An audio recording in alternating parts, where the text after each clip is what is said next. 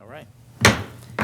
Okay, at this time, I'd like everyone to please silence your cellular phones as to not disturb the meeting.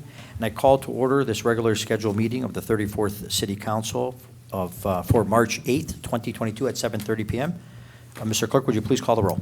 Yes, Councilmember Hammoud. Here. Councilmember Abraham. Here. Councilmember Paris. Here. Councilmember Al-Sawafi. Here. Councilmember Herrick. Here. Councilmember Burns. Here. Council President Sereni. Here. We have a quorum. Okay, at this time, I'd like to turn the meeting over to Councilman Ken Paris. Thank you, Council President Sereni. I appreciate it. At this time, it's my pleasure to introduce Father Terrence Kerner from St. Kateri Catholic Church, who will give the invocation at tonight's meeting. Everyone that is able, please stand for the invocation and remain standing for the Pledge of Allegiance. Let us pray. Almighty and eternal God, we ask your blessing on the nation of Ukraine. Bring peace and justice to its citizens and end their sufferings. Free them from the evil of war and all of its devastation. We also seek your blessings on our nation and our community of Dearborn. Bless all our first responders and citizens who labor for our own peace and security. Guide all our citizens to appreciate and embrace the blessings of freedom, the freedom to choose who will govern us, the freedom to speak our minds and extol our virtues, the freedom to live justly and worship reverently. O God, giver of all good gifts, we especially seek your blessings on our Dearborn City Council this evening. Bless them with a commitment to collaborate unselfishly for the common good. Bless them with wisdom to understand the complexities of government and appreciate the talents of one another. And gracious God, bless all our council members with a deep respect for all our Dearborn citizens in the city they call home. And Lord, one final request, that you remind our new young mayor that nothing is more important and privileged than being a new young dad with a gift at home named Miriam. Amen. Amen.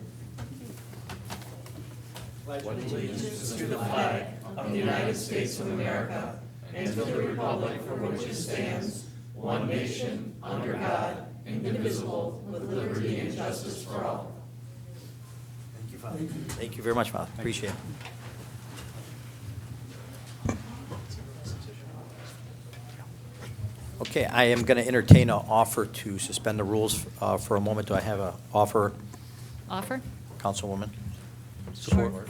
Okay, there's an offer and support by Councilwoman Burns and supported by Councilman Al-Sawafi. Unanimous roll will be attached unless I hear an objection. Okay, hearing none, so is attached. I'd like to turn over to Councilwoman Burns. Thank you, Council President Sereni. I'd just like to ask my colleagues and everyone in the room to pause for a moment of silence for the people of Ukraine and people in multiple countries around the world who are being subjected to fear and violence. We hope that they will be able to live in peace and live freely. Again, for folks in countries around the world who are being subjected to these human rights violations and atrocities. So if you could please bow your head and we'll just take a moment of silence.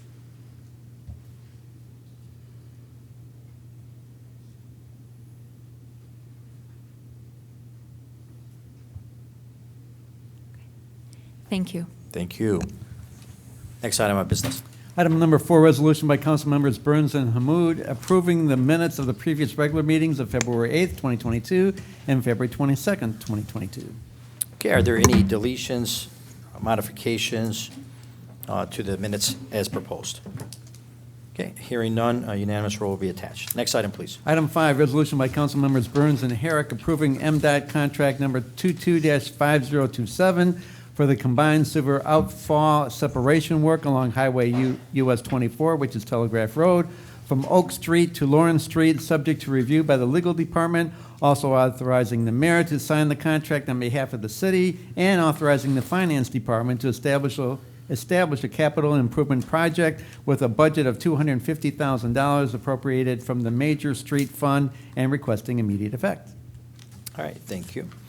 Okay, MDOT is requesting to construct approximately 600 linear feet of 24-inch storm sewer pipe on the Telegraph Road medium between Oak Street and Lawrence Street. The project will remove a storm water from the city's combination system and reroute it to the city's storm sewer. The approximate cost is $221,986, and since this involves a state sewer water drainage, they will pay 100% of the cost upon execution of an MDOT contract and upon receipt of billing from the city of Dearborn. It is requested that the council approve the contract subject to review of the legal department and authorize the mayor to sign the contract on behalf of the city. It is also requested the finance department establish a capital improvement fund with a budget of $250,000 and appropriate the amount from the Major Street Fund. Construction will begin in May and is expected to be completed in June of this year, and they are requesting immediate effect. Is there any questions or comments on this item? Okay, hearing none, unanimous roll be attached. Next item, please. Item 6, resolution by council members Hamud and Paris authorizing a noise ordinance waiver for MDOT projects within the city of Dearborn through the summer of 2023. Also authorizing MDOT contractors to work during nighttime hours to minimize disruption to the local businesses during peak hours and requesting immediate effect. All right, thank you. So the Michigan Department of Transportation, or MDOT, will perform multiple projects within the city limits. This includes all asphalt resurfacing on Michigan Avenue between Elm Street and Firestone Street, as well as on Telegraph Road from Van Born to Oxford Street, and bridge rehabilitation on Ford Road over Hines Drive. MDOT is requesting a noise ordinance waiver to allow the contractors to work through the nighttime hours to minimize disruption of the local businesses and traffic during peak hours. MDOT has confirmed that they will notify the residents of the upcoming nighttime construction. Is there any questions or comments on this item? I just have one for the Corporation Council. The notification, does the notification to the residents, does that get reviewed by the legal department? No, just the contract itself gets reviewed by the legal department. Okay, so when they say that they're going to notify the residents, do they have a criteria? I don't know if you're sure, Mr. Romer, like as far as how far proximity do they notify the residents of the nighttime work? I'd have to defer to engineering to handle Okay. the notice. Yunus Patel, city engineer. There will be pre-construction meeting. At that time, I guess engineering staff will discuss with the MDOT how far do you want to notify the residents. So it should be on the city web as well as like a limit. We will determine how far. Okay. So thank you very much. I appreciate it. We're involved on that then. That's obviously. correct. All right. Thank you very much. Any questions or comments on this item? Okay. No objection to unanimous roll. Hearing none, so is attached. Next item, please. Item 7, resolution by council members El Sawafi and Herrick awarding a contract to Brantley Development for a one-year period with 4 one-year renewal options in the amount of $50,084.85 for turf maintenance at Camp Dearborn. Okay, Camp Dearborn administration has identified approximately 103 acres of grass areas to be contracted out for mowing services for the 2022 season. This will allow for additional part-time seasonal and full-time staff to focus their attention in other areas of the camp and programming as well. Full-time staff assistance has been added in both 21 and in 20 camp seasons due to the shortage. It is being recommended that to award this contract to Brantley Development in the amount of $50,084.85. The awarded contract shall be for 1 year period with 4 one-year renewals. Brantley Development has been found to be the low bidder and currently performs similar services for the city since 2010. It should be noted, too, that the price came in much lower than anticipated and budgeted, and we'd like to thank our purchasing and finance department working together to complete this bid. Any questions or comments on this item? Okay. Any objection to unanimous roll? Hearing none, so attached. Next item, please. Item 8, resolution by council members Abraham and Burns awarding a contract to GFL Environment for a term of 3 years in the amount of $119,603.42 for trash collection, disposal, and recycling at Camp Dearborn Mystic Creek Golf Course. Okay, Recreation Parks Department is requesting this contract for the Camp Dearborn and Mystic Creek Golf Course, which is in need of a trash and recycling services for the next 3 years. Bids were received, and GFL Environment was deemed to be the lowest responsive and responsible bidder. Therefore, it is recommended to award the contract to GFL Environment in the amount of $119,603.42. The contract shall be for a term of 3 years. Is there any questions or comment on this item? Okay, hearing none. A unanimous roll will be attached unless hearing any objection. So far attached. Next item, please. Item 9, resolution by council members Burns and Herrick awarding a contract to HMC LLC in the amount of $1,034,495 with a contingency in the amount of $50,000 for Michigan Avenue Service Drive Storm Sewer and Water Main and Telegraph Storm Sewer, also authorizing the city engineer to execute all change orders or modifications and requesting immediate effect. Okay, execution of the MDOT contracts 21-5446 and 22-5027 authorize the city to perform sewer separation on state roads with MDOT, paying for all the costs associated with the engineering, construction, and inspection, subject to State Act 51 regulations.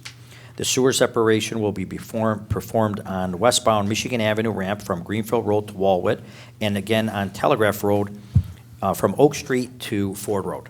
The award of the contract is $1,034,459 with a contingency of $50,000 to allow for unforeseeable conditions and quantity variances that may be encountered during the execution of the project, with an anticipated reimbursement from MDOT of $771,295.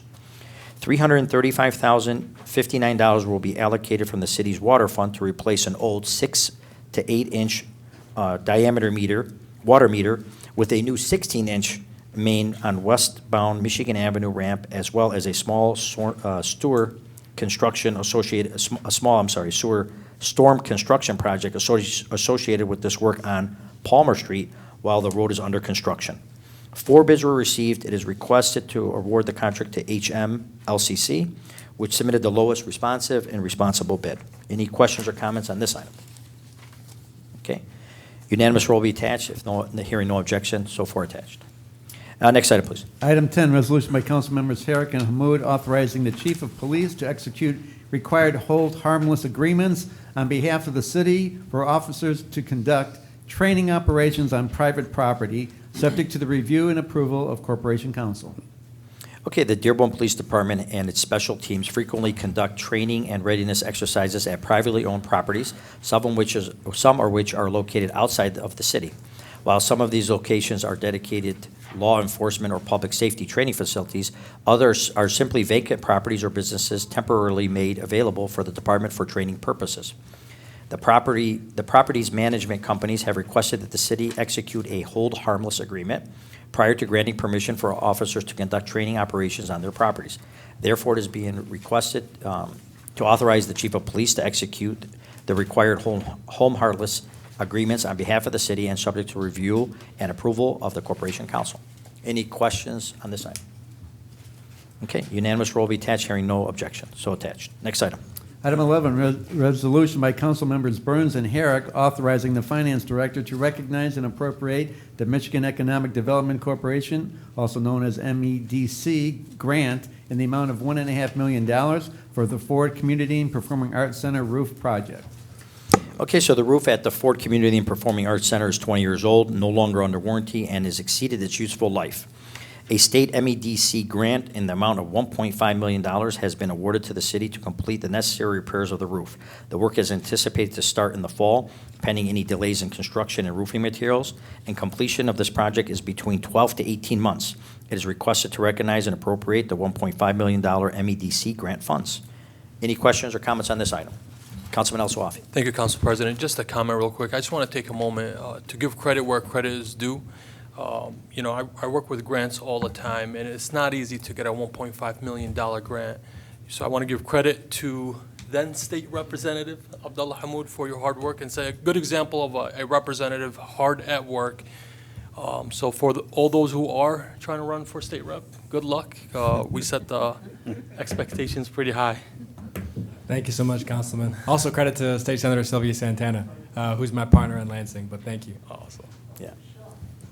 Any other questions or comments?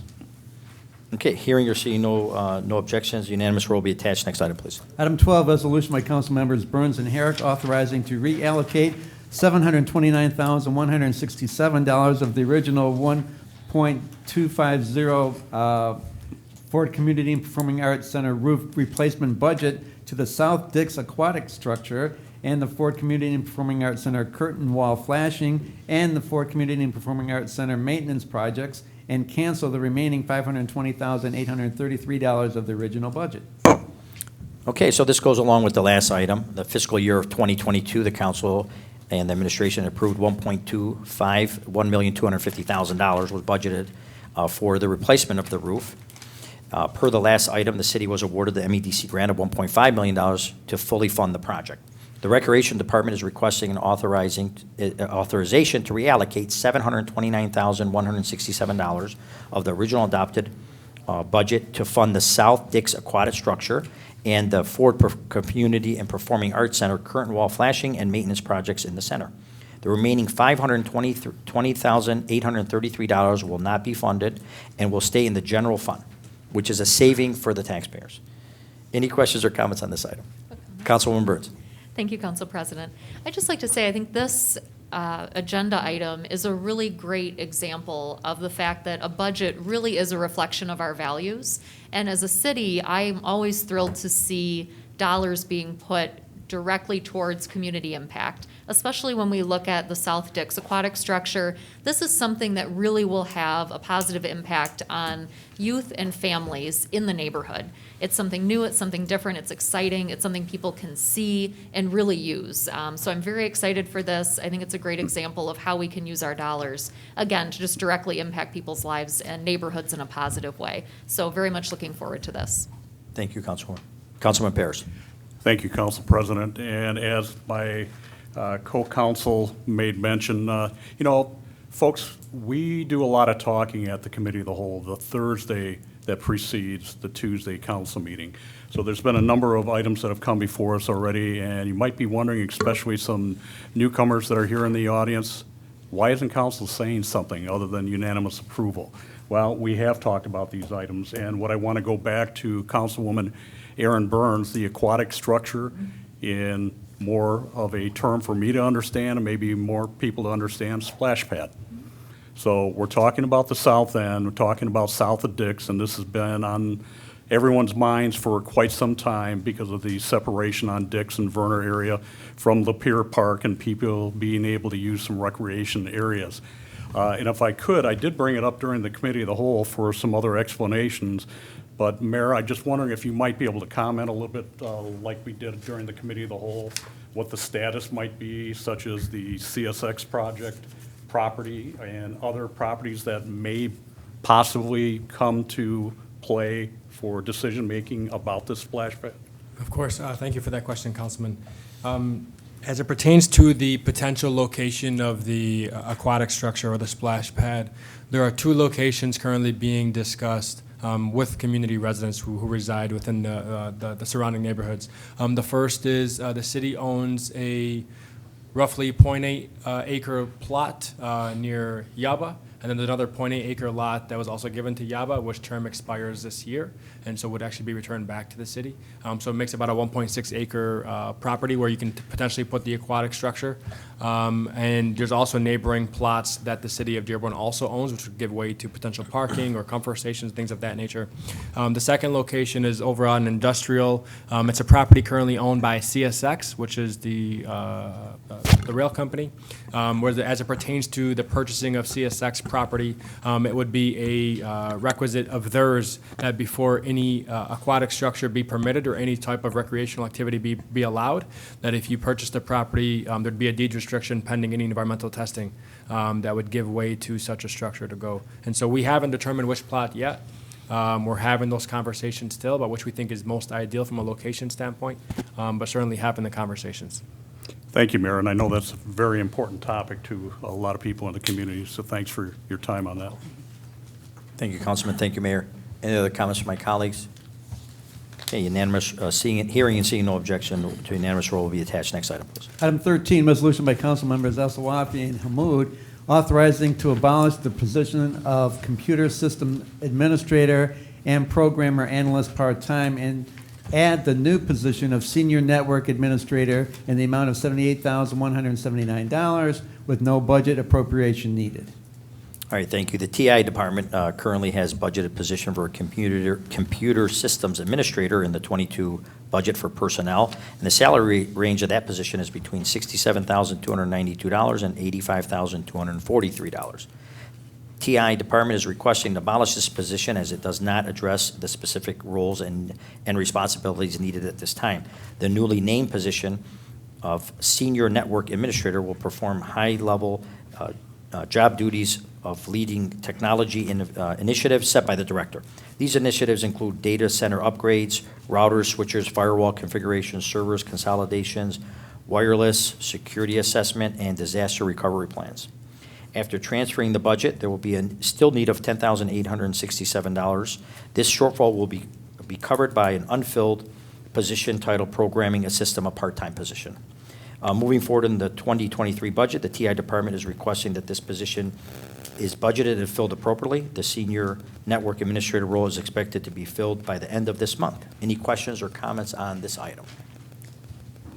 Okay, thank you. Councilman Hammoud?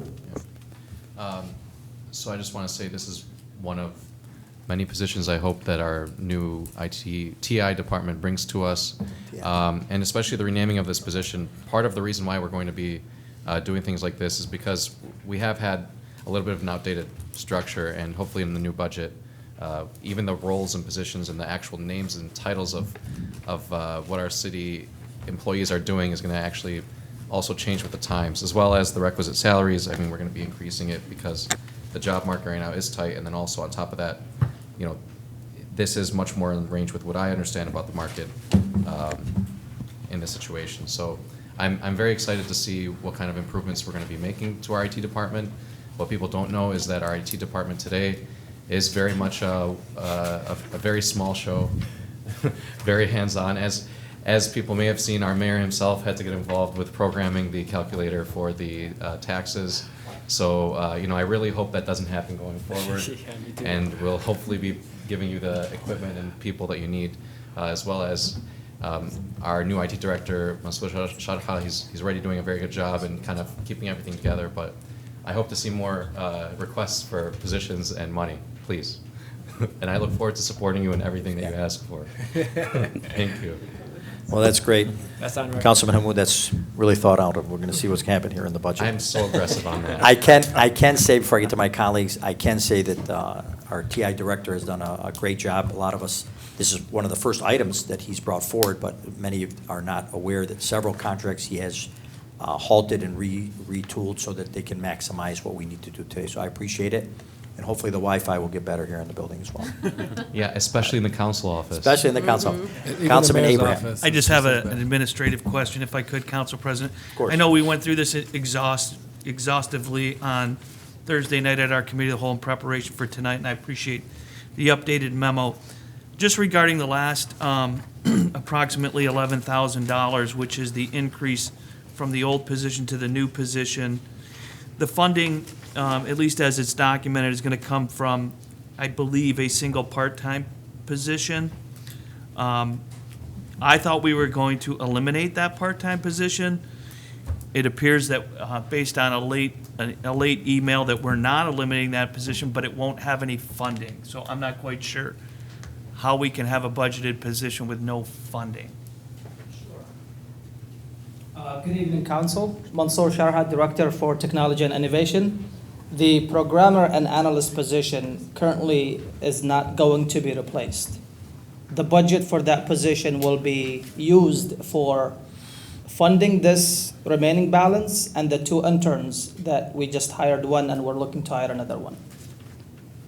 So the programmer and analyst position will not be filled, and it doesn't exist right now.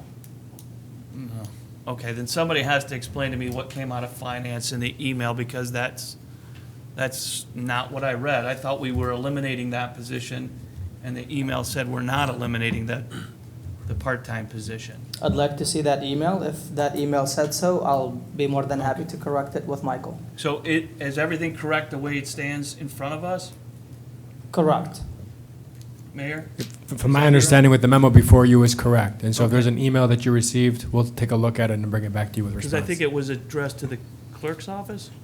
Yeah, it came to us. Okay, Yeah. so, And went to a few other folks as well. yeah, so, okay, if it's fine the way it is, I just wanted to make sure I understood it, because that's, how you described it is how I understood it, so that's good. I And you are appreciate it. correct, so I'll definitely take a look at the email, and if there is any correction needed, we'll So make we're sure. only gonna end up with the one position, fully funded, ready to go. Correct. You got a list of candidates, and you're gonna have it filled according to the memo by the end of the month. Correct. Awesome, thank you. If I may add, Councilman, that just as like a, asterisk, the elimination of this one position doesn't preclude the director of proposing other additional positions. That's all, Understood. just to put that out there from now, that's all. I that's for understand, I sure. Thank you. appreciate that, just, Of course. I did, the way the email I read, it was, we were gonna have a position with no funding, and I'm not quite sure how that could happen, but, Of course. We'll clarify that. yep, all good, thank you. Thank you. Thanks for your good work. Okay. Mr. Clerk, you have, Is that unanimous? yeah, unanimous roll. Yeah, any objection to unanimous roll? Hearing none, so attached. Next item. Okay. Item 14, resolution by Councilmember Herrick and Paris authorizing to sell the city-owned property located at 2920 Grinley Park to Bakil El-Shami for the sum of $14,100 for the purpose of new construction, subject to certain stipulations and requesting immediate effect. Okay, this is a buildable lot that's 45 by 100 on 2920 Grinley Park.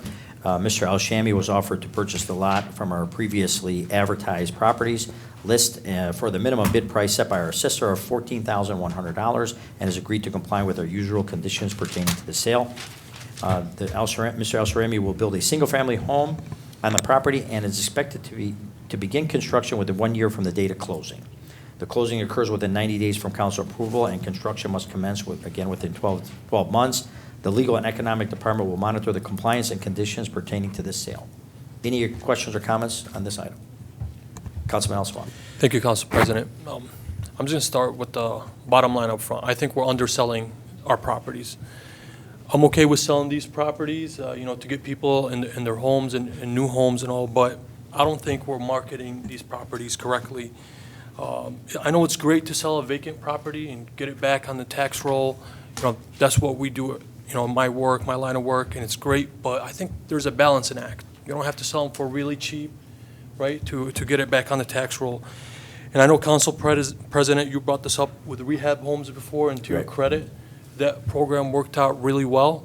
So I'd like to propose scheduling a study session to kind of go through the process, see if we can find a better way, a better alternative, a better process forward to market our properties so we can get a better value for them. Yes, absolutely. So before I kick it over here, I agree with you, Councilman. I think we are going to have, as everyone knows in the council, is keenly working on a budget. I know the mayor's working 24 hours on that budget. So what I will do is I'll make sure Zainab, our executive assistant right now, put that on our calendar. And we'll join it with the purchasing ordinances because there is some purchasing ordinances. And you're absolutely right. On my first term, I did work with the Dearborn Board of Realtors along with the administration, and we were able to pass where the realtors were selling the properties for us at much, much higher prices and getting market value.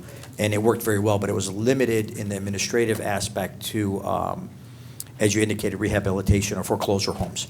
So there is an opportunity. As you do notice, you are right, many of the purchases right now are being selected from not the bid, but after bid, non-received bid process. So when you see that many going that way, there is something we can do to look at the process. But we will put that on our list of legislative agendas so we can do it after our budget.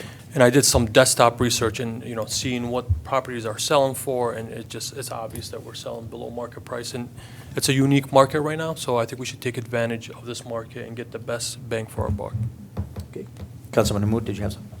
Yeah, so as we discussed at the Committee of the Whole, to Councilman Al-Swafi's concerns, I do agree that we should be getting better value on some of these homes, and I think that's something to discuss when the new ECD director gets on board. I would also point out that these are restricted, and with considering the amount of requirements to purchase one of these properties, where you have construction must commence within a 12-month period from date of closing, that is fairly strict, especially today. So we are putting pretty aggressive stipulations on some of these properties, which I think does limit the pool of people. However, to Council President's point, I think we can do a better job of working with local realtors and the Board of Realtors to help move these along in a manner that's more conducive to more people having access to these bids, which I think was something I brought up, where we're only advertising it in one newspaper that's not very much in circulation within the city anymore. And also, more people today get their information from more sources than just the city TV channel and online newspaper. So there is a better aspect that we can be working on, I think, in communicating this to residents. So I think there's definitely a lot of work to do here. So. No, I agree. I think we can look at it as we indicated at the end. And also, too, as you indicated, there's no variances that they're allowed as well. Which is which very does strict. hinder. Yeah, that does hinder the properties.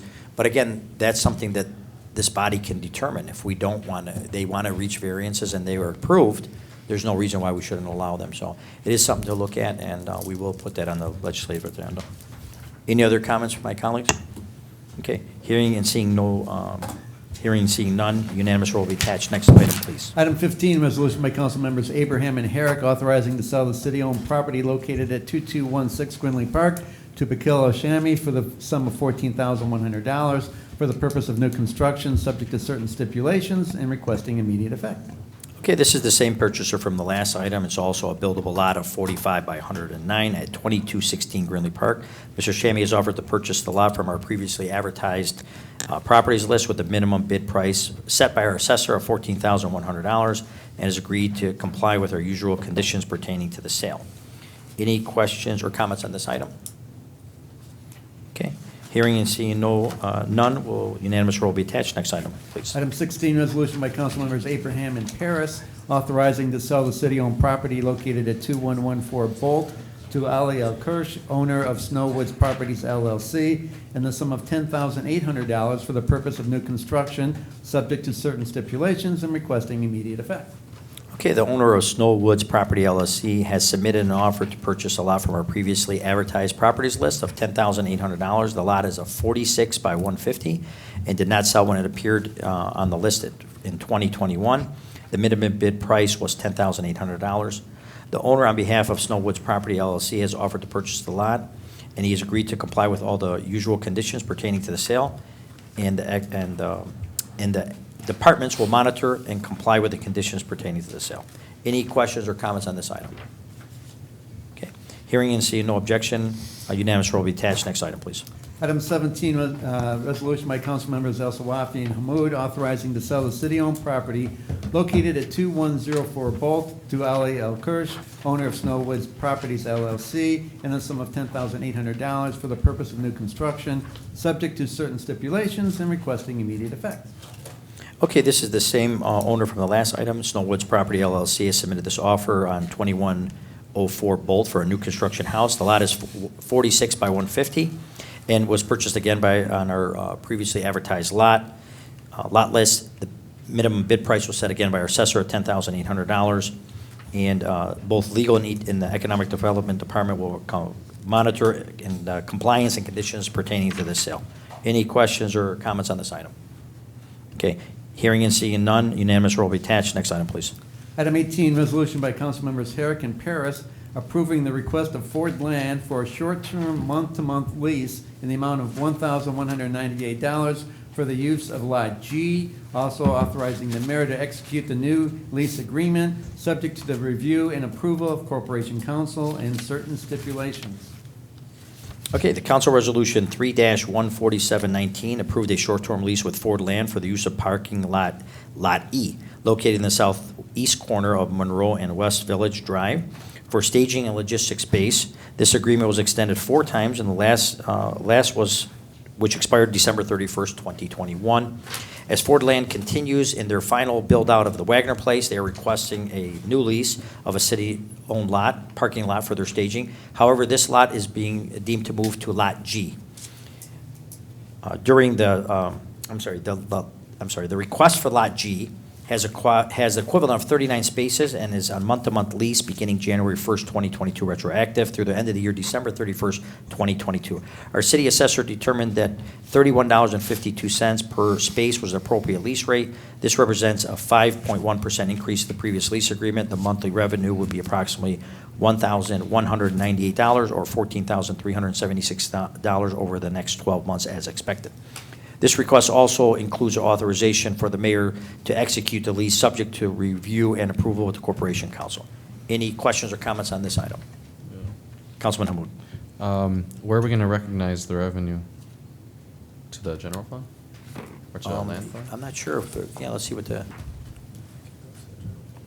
finance? It's a lease. I think we have a lease category. Corey Duraki, accountant, finance department. It'll be in the general fund. General fund, okay. Okay. That's right, yeah. We don't have to put that in the resolution? Well, they have standard funds, they go in the standard funds, so I mean, they have, general fund is usually the category unless there's a, do you want to Yes, that's where we explain? record leases in the city. Yeah, so all leases are recorded the same? Yeah. Yeah, it doesn't have to pertain because it's probably in another resolution that we have. Mr. Romer, is it required in the, I've never seen him in the minutes. No, and as Corey indicated, that's where all of our lease funds go. They Yeah. revert back to the general fund. Right, yeah, we could appropriate it different if we see fit, but it makes sense to continue in the same manner. I was just worried to make sure we didn't miss anything. No, absolutely. Okay. Councilman Abraham? Since the question was right, even if it's in the DDA, isn't that DDA property that? Just, Yes, city leases. Yeah, city leases are in the general fund. Our DDAs leases, would go not to DDA. right, but the property is in the DDA, isn't it? It's part of the DDA boundary, Yeah, but but wouldn't it, what's the capture? the revenue? I'm just curious. Not on the lease. Okay. Yeah, 'cause it's not taxes. Yeah, the tax capture goes to the. Right, and they don't own the property, right? They're, yeah, Right. they're just tax No, capturing. we own it. Right. The DDA is funded to the TIF tax capture, not Right. through TIF. general Okay. fund revenue or lease Just, agreement. yeah, okay. Did that answer everything? Yes, thank you. Thank you very much, appreciate that. All right, hearing and seeing no objection, unanimous roll be attached. Next item, please. Item 19, resolution by council members Aswafi and Herrick approving the request of Ahmed El-Shami and Asiya El-Shuhadi for an extension of time in which to close and extend that date to April 6, 2022 for the purchase of a city-owned vacant lot located at 1325 Salina, subject to certain stipulations, also authorizing that the deposit in the amount of $590 be credited to the sale price at closing. Okay, in June 2020, the City Council authorized the sale of 1325 Salina to Mr. El-Shami and Ms. El-Shahati for a combination that, with their adjacent property of 1333 Salina for construction of a single-family house. The applicants delayed the close during the COVID-19 pandemic and are now requesting to proceed with the transaction.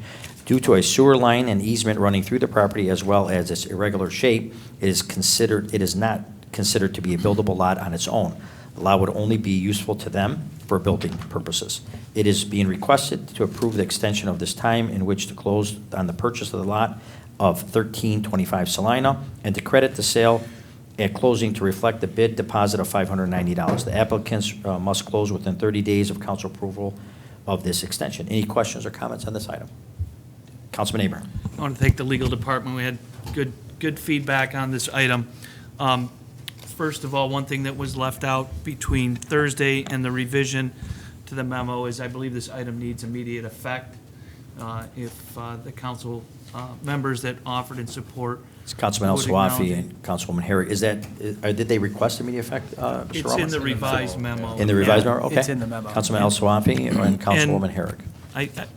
After discussions, it was interesting because the city originally sold this lot as buildable some time ago, and it wasn't until after, I believe it was surveyed, that they discovered an underground easement, underground sewer that was not documented anywhere. So this is the second time going through this. And I don't know how the council feels, but it has been, especially during the pandemic, the administration and the council has been a little liberal with allowing extensions and second chances, even passing a deposit from one property that couldn't be closed on to a second opportunity. I just wanted to be clear, this is a second opportunity for this buyer. And the deposit, which is $590 on the first transaction, will be credited to this transaction.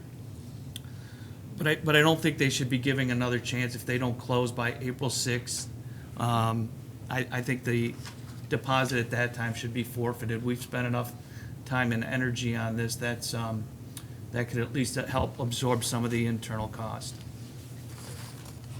Okay, well, first, Mr. Clerk, for the record, Councilman Al-Sawafi and Councilwoman Herrick both agreed to the immediate effect aspect. We'll add that, thank you. Thank you. Is in regards to the April 6th closing, is that a closing that was set by our legal department, Mr. Romer? So I know that he spoke, I know the attorney was here to speak, and the committee of the whole has been not here tonight, so I'm not sure. I just want to make sure we don't set a hard date of the 6th. I'm not objecting to, if they don't close on this transaction, that they forfeit, because as the councilman has indicated, this is a second time, and I'm in support of that, but I don't like to hold a hard deadline because it depends on our department, their department, if they end up moving the date. Do you have a hard date on it? Yeah, so the April 6th was communicated with the attorney of Von Bepacker on this, so that date was the date that we agreed to with their attorney. The change in the revision was Councilman Abraham's point that was discussed at the cows. We added to the resolution that if they do not proceed with the purchase again, they're no longer able to proceed. That deposit is forfeited, and they may not apply for future transactions. Apply that deposit. The deposit? Yeah. Okay. No, I understand. I appreciate it. But I just want to make sure that my colleagues understand. I appreciate Councilman Abraham's diligence on the work, but the body speaks in the body, not as unilaterally. So I want to make sure that everyone agrees. Since it is, the attorney was here at the committee of the whole, and there's no issue with the date, that was my only concern, because it could be our fault that we could not close at a certain time, and then they would be technically subject to loss of that deposit. But you're indicating that's not the case. Correct, Mr. Rowe? Yeah, I'm indicating that the purchaser is well aware of that date, and it was agreed to by his attorney with our legal department, Alicia Yangoyan. Okay. Does anybody have any questions or concern? Does any of my colleagues have any objection to the deposit not being returned and changing the item to make sure that's indicated in there? Okay, don't hear any objections, so. Any comments or questions from anyone else in the audience? Okay, hearing and seeing no objections, unanimous roll will be attached as modified. Next item, please. Item number 20, resolution by council members Herrick and El Sawafi denying the request of New Dawn NRG, Inc. to purchase any portion of city-owned lots of 7856 Indiana and 7920 Indiana until they pay all monies owed to the city and until they become compliant with all city code provisions. Okay, the city owns two non-billable lots that are 35 by 120 on 7920 Indiana and on 7856 Indiana. New Dawn NRG Incorporated owns a duplex at 7906 Indiana, which is located between the two city lots. New Dawn owes $742 in maintenance fees, $900 in inspection fees, and does not have the house properly registered and allows it to be occupied without a C of O. Mr. Abbas and Mr. Salami are requesting the City Council approve the request to buy the properties despite these city deficiencies. Our legal department has recommended that Mr. Salami's and Mr. Abbas's request to purchase any portion of 7856 Indiana and 7920 Indiana be denied until New Dawn pays the balances owed to the city and becomes compliant with all city codes. If New Dawn does not correct these deficiencies by June 1st, 2022, the city may proceed with recommending the sale of the lots to the other adjacent property owners that is ready and willing and able to perform at this time. Any questions or concerns on this item? Okay, no one here to speak on this item from the public? Okay. I know, Mr. Romer, just for the record, Mr. Kirk, for the record, our office did reach out to the petitioners. They were unable to attend because they were out of town. We did give them the date of the June 1st, 2022. But I wanted to make sure, Mr. Hawkins, that this is actually doable for them. It's not only the fees, but it's asking to come in compliance with all city codes. So I'm not sure to what how far, I mean, what is the codes are, or the codes are something that can be done within that time frame. I just want to make sure we don't give them an unrealistic Council expectation. President, Yes, technic- Councilman. Technically, Director Hawkins, this doesn't sit under his purview, I don't believe. Oh, it's not? No, but it's okay, I can answer. Tim Hawkins, Director for DPW. And anything else you'd like, Councilman, or Council President? It's ECD, Yeah, he's not here. So Okay. he's He has- just, Director Hawkins is here out of the kindness of his heart to answer your questions. Right. Yeah, well, I seen code violations, so I won't write to you, and you have Yeah. pretty much everything else, so go ahead. Yeah, yeah, I actually missed this line of questioning, so thank you. Okay.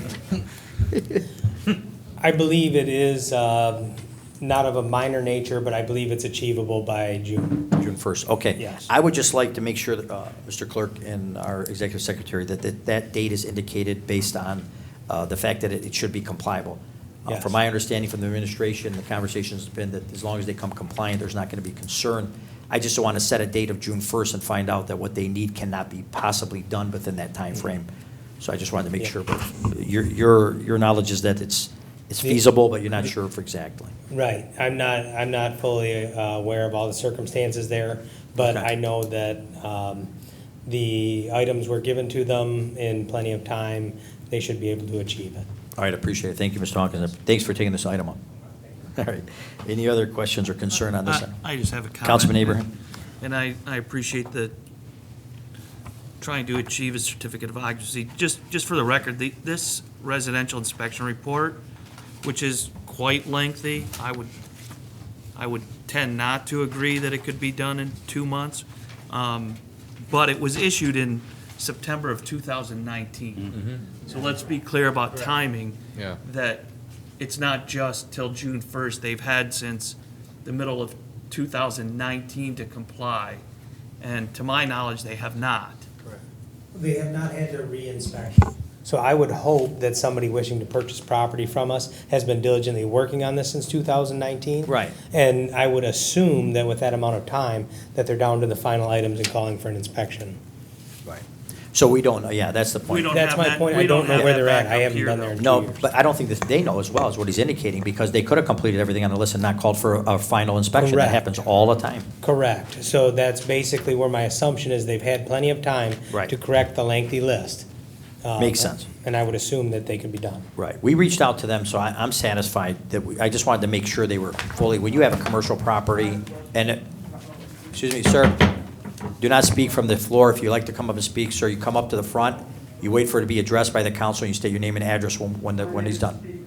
Not, sir, not at this time. As soon as he's done, you can come up. As soon as he's done, I'll have you come up. All right, so I just wanted to make sure, like I was indicating, as Councilman Abraham indicated, he's right on point, but as we've seen, Yep. Mr. Hawkins, some people finish everything and they don't know or they don't call back to get the final inspection. I know that a lot of things are changing in the building department to cure those methods. I mean, when I came on, we had more people without C of Os than did in commercial aspect. I mean, that's a fact. So, yeah, and we know that that wasn't the case. They were all operating. But I just wanted to make sure, I'm confident, I just wanted to reach out to these people. When you have a commercial property and adjacent property on both sides, you got this much investment, $700 you're not paying, it doesn't make sense. So we reached out to them from our council office, and I'm confident that they know, and that's all I wanted to make sure. I didn't want it to be passed up, and then they come back, we have to revisit it, so. But I appreciate it, thank you, and Councilman Abraham, thank you for your comments. All right, sir, if you'd like to come up and discuss. All right, thank you, sir. Hearing and seeing no unit. Sir, are you coming up? Okay, yeah, come on up, sir, and then address the council, and then we'll go from there. 7925 is, my name is Stephen Fry. Stephen. I live right behind Mustafa. We're friends. That's true. Yeah. Okay. 79, I'm sorry, I got a big mouth too. 79, this property, the 7900 block, that's north of Michigan Avenue on Indiana? Yeah, absolutely, 7900 Okay. is really close to Tireman. It's really close to Back up Tireman. what you're saying. I deliver Meals on Wheels in that area. On Monday, I was familiar with Daniel Sweeney, actually. It was a tragic death. But I support what you said, the commercial people can't get away with this stuff. People were struggling residentially, and codes aren't being made. So the commercial folk, they gotta get on it, so. Appreciate it. And whoever, there seems to be a disparity in this city. I've been here since I like Dearborn. I started in Stedman. I bought a house on 169 Beach. The market was good to me. I bought it for 25 grand. The year before it was 110,000. But I'm having trouble with that alley. I reached out to Leslie C. Herrick and you on the email about 90 days ago about vacating, and you did a fine job. But I took care of most of the business myself. But I have a police problem with the police, which is a whole other issue. But Right, let's stay, yeah, we want to stay on this item. Focus, 7,900, they should pay their money, and there's some safety issues over there as well. Thank you very They're much. having hard times over it. It's hard times for everybody. Appreciate it. Thank you, Mr. Fry. Thank you for your comment. All right, hearing and seeing no comments, no other comments or objections, unanimous roll will be attached. On this item, next item, please. Item 21, resolution by council members Burns and Abraham approving the offer from DTE at no cost to the city for LED upgrade and DTE acquisition of Garrison parking lot lights. Okay. The Garrison Park parking lots between Military and Monroe were reconstructed in 2002 as part of the West Dearborn Development Project. The project included the removal of existing wooden poles and installation of new metal poles and shoebox-style metal fixtures.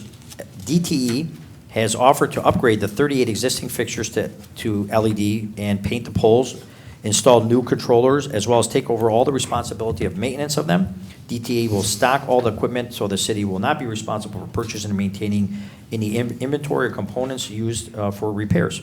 There will be a $798 rebate for the conversion of LED lamps, along with energy savings, and DTE will schedule the work upon approval of this agreement. Any questions or comments on this item? Okay. Hearing none. And seeing none, unanimous roll will be attached. Next item, please. Item 22, resolution by council members Abraham and Herrick approving the request of Running Fit Events to conduct the 14th annual Martian Marathon Invasion of Races on Saturday, April 9th, 2022, from approximately 7 a.m. to 3 p.m. with assistance from the police department for certain lane closures, crowd control, and general security for the event, subject to certain stipulations, also authorizing the police chief to make application and sign all necessary documents relating to the issuance of all necessary state and county permits. Okay, the 2022 Martian Marathon it marks its 14th year. The event will be held in Dearborn with a goal of approximately 3,000 participants.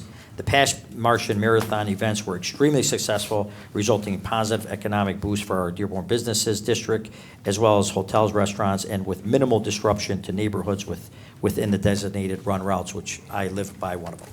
So not a problem for me. Consistent with the past year, the Meteor 5K run will once again begin at the same time as the Meteor 10K run and result in Cherry Hill being closed for only 10 to 15 minutes between 8:05 and 8:15 a.m. Partial proceeds from the event will go to benefit Dearborn Recreation and Parks, select youth athletic programs, and the city will be reimbursed for all manpower costs. To conduct the event in a safe and lawful manner, the police will control safe roadways will be needed on this date for approximately 7 a.m. to 3 p.m. to the extent that these roadways are under the jurisdiction of the city, the county, and the state. Certain permits will be required by them. Upon approval of the council, the annual Martian Marathon Invasion of the Races is scheduled for Saturday, April 9th, 2022, and the event is subject to all applicable ordinance and rules and regulations provided by the Dearborn Police Department. Any questions or comments on this one? Okay. Hearing and seeing none, unanimous roll will be attached. Next item, please.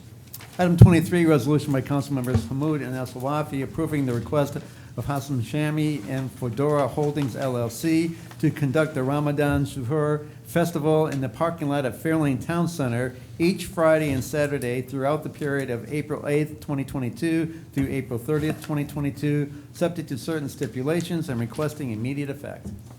Okay, the Fedora Holdings LLC is requesting to conduct the Ramadan Suhoor Festival at the Fairlane Town Center parking lot located by the former Sears on Friday and Saturday nights from April 8th through April 30th.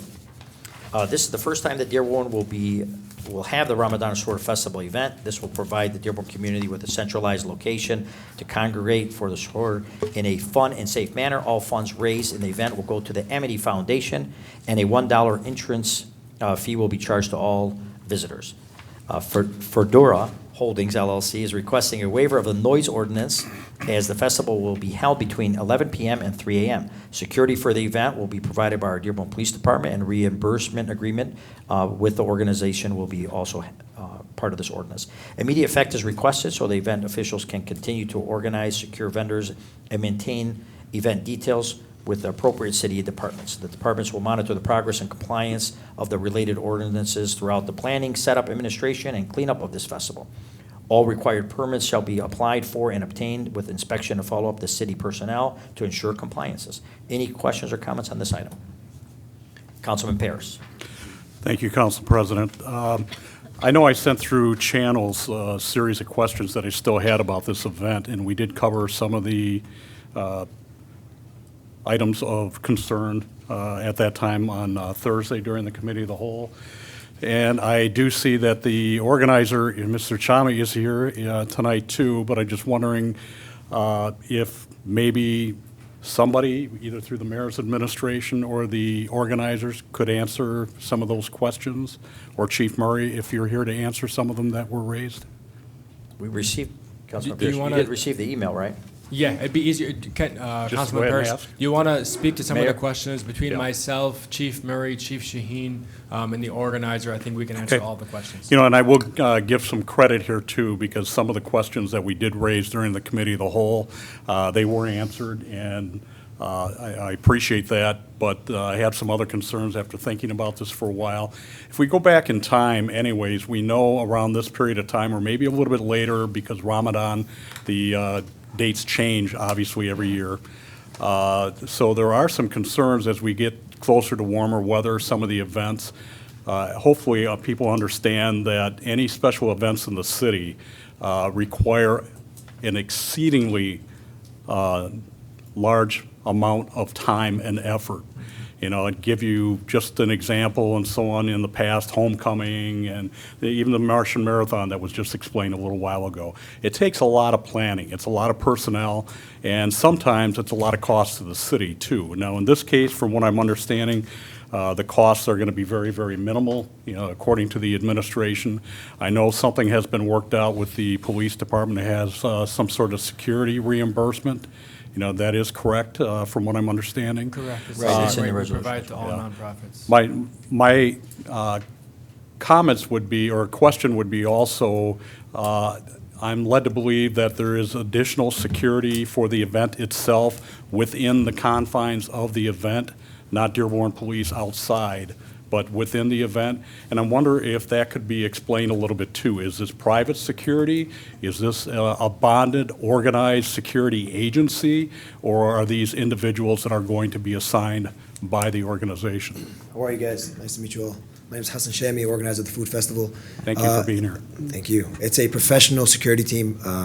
A lot of ex-cops. They work the Art Beats and Eats in Royal Oak, the Hash Bash, a lot of music festivals around the country. We met up with them yesterday. They're providing a strategy plan that will be given to us hopefully by next week. I explained everything that's going on. I drove them by Sears, where the emergency exits are going to be, how the fence is going to be put up, what Dearborn Police is going to be doing as well. I also told Chief Shaheen that once they give me the plan, I'll run it by their office as well, so they can see if there's anything that needs to be edited and revised. But yes, it's a professional company. So it's my understanding Friday and Saturday will be this event on the weekends. Only through- Friday and Saturday, not on the weekdays. Right. No, yeah, I understand. Friday and Saturday during that month. But what about security for the event? All your vendor and items So, that are left behind? Fairlane, part of the contract with Fairlane is they have their 24-hour security that will be driving around. We're also installing a fence that goes, it's like 1,600 linear feet, that'll be locked off at every single emergency exit. So, and then all the tents that we have will have walls that go down and roped off. Okay. And as we know, April showers bring May flowers, so April weather tentative maybe on some events. What happens if there is a shutdown of the event? What do we have for emergency purposes? For one, to get people out of the area or into safety. Do we have any other medical emergency that's available, on standby? And then what do you do for a makeup day? If there is going to be any provisions for a makeup day. So if I may, Mayor, yes. I think we don't have anything for makeup day. As of right now, it's Fridays and Saturdays, and if people don't show up because of the rain, they don't show up. I would imagine it's similar to homecoming festival. When it rains, people are either there or they go home. Right. And so, Ramadan is still happening. There will be a medical tent available, and then we're going to use one of the golf carts for that. Correct. Okay. The reason why I asked that, Mr. Shami, is I did see the event, the two discussions that you had on TCD, about the event itself, and you did make mention that if we do have a rain out, we would be coming to the city to have it on a Sunday. Said, So well, if that happens, we'd get approval from the city, but it's not guaranteed. Okay. And the other element I would add is, I think the organizers going above and beyond as it pertains to security. And Chief Shaheen's conversation with Dearborn Heights, where it was hosted previously, Right. Dearborn Heights only allocated 2 police officers for the That's right, entirety yeah. of the event. 2. And they said it went without any issue, very, very minimal. And so that was only with 2 officers. No, I understand, and the reason were why I'm eating. bringing up these concerns, if I could, is that so much planning needs to go into events. There are so many things that are going to happen during that month of Ramadan, and we know a lot of different areas of the city, there's going to be noise violations or complaints, not with your event, I'm not saying that. This is your first event here at the Town Center, I understand that. But we do have some concerns with the number of calls that we will get for either disturbances or noise violations, elsewhere in the city. So we do have the police resources, sometimes fire resources that may be called upon throughout the city, let alone for an event like this. So I don't want all the resources to be centered around a very large event where you're talking about 8,000 to 10,000 people for each night of the event. Hopefully that's going to be that way for your success. And I do want it known too, I do wish your event to be successful. I really do. I just want to make sure that we have the bases covered because this is a huge event. And your intentions are pure and I totally get that. And I want this successful because of the charity that's involved and for this sacred month of Ramadan. And I want a place for people to go. But there are other conditions that I think maybe need to be discussed, and that's why I brought them forward. So I appreciate really you being here tonight, and thank you for having the opportunity to ask some of these questions. I'm sure maybe some of my colleagues may have some other questions about this. Yeah, and if I may follow up to the Yes, Mayor. other portion regarding potential noise ordinances or noise complaints elsewhere throughout the city, we're going to have very strict enforcement. If there's somebody who has something going on after hours, if they did not seek city approval, don't have city permit and county permit or state permit as required, we will be shutting them down immediately. If you do not have a permit, do not even attempt to open up. It's a zero tolerance policy. We posted on social media today to please call our economic development team if you have questions about the types of approval that you need. If you're a brick and mortar that's seeking extended hours or whatever it might be, you must have a permit. If you do not have a permit, our officers will be showing up. They'll be asking to see the permit. If it is not present, you will be shut down. Thank you, Mayor. Mr. Shammy, I just like, Mr. Perry, Councilman Perry, did that answer your questions? Yes, thank you. Okay. Mr. Shammy, I just wanted to thank you for bringing it to the city of Dearborn. I've been to your event many times. I've seen the 2 police officers. They were usually at tents eating. So me and my kids go. We love it. It's a fabulous event. It's extremely well organized, and there hasn't been any issues there. And I'm glad that the mayor and you were able to bring it to centralize to the home in Dearborn at the town center. So I really appreciate it. I know I'm going to be there, and it's a great event. This is your 3rd, 4th year or more? Thank you for your kind words. It's our 3rd year. We had a 2-year break during COVID. That's correct. So 18, 19, and then this year. They had the break, right. Well, I appreciate it. My colleagues have any other comments? Councilwoman Herrick. Thank you, Mr. Shammy, for taking this on. It is, as Councilman Paris said, a huge undertaking to plan an event of this size.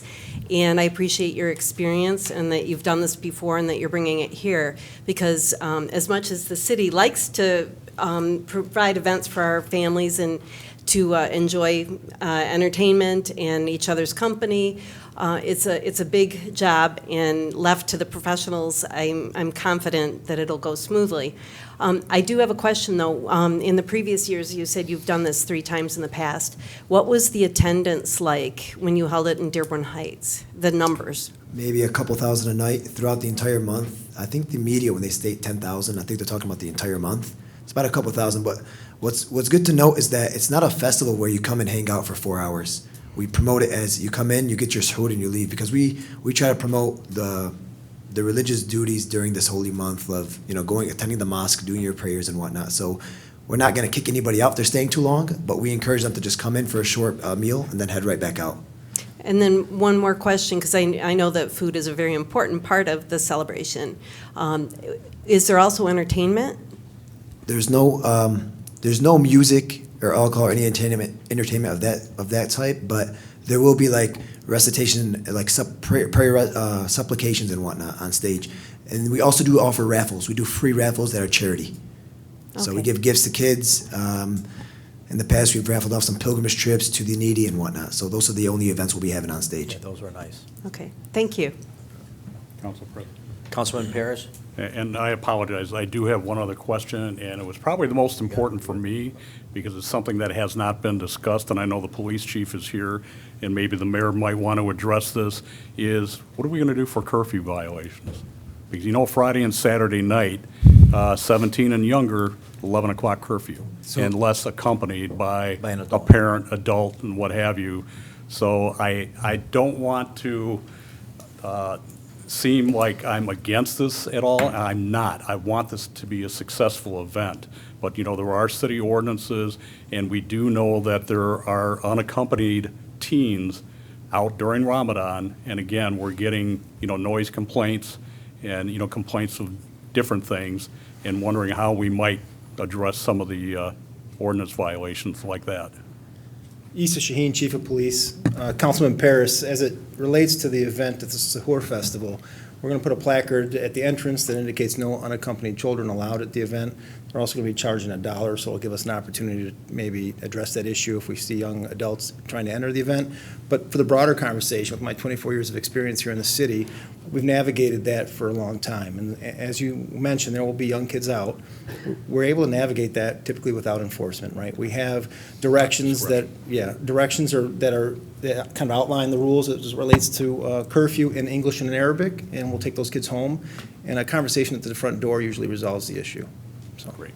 You bet. Yeah, and then, Chief, just for the record too, because I had asked this several times to the previous chief, he had no issues as far as ticketing or issues at all during Ramadan. This is a religious event, and this is a time to eat when the sun is down, and most people are pretty much weak anyway, so they're not out there fighting.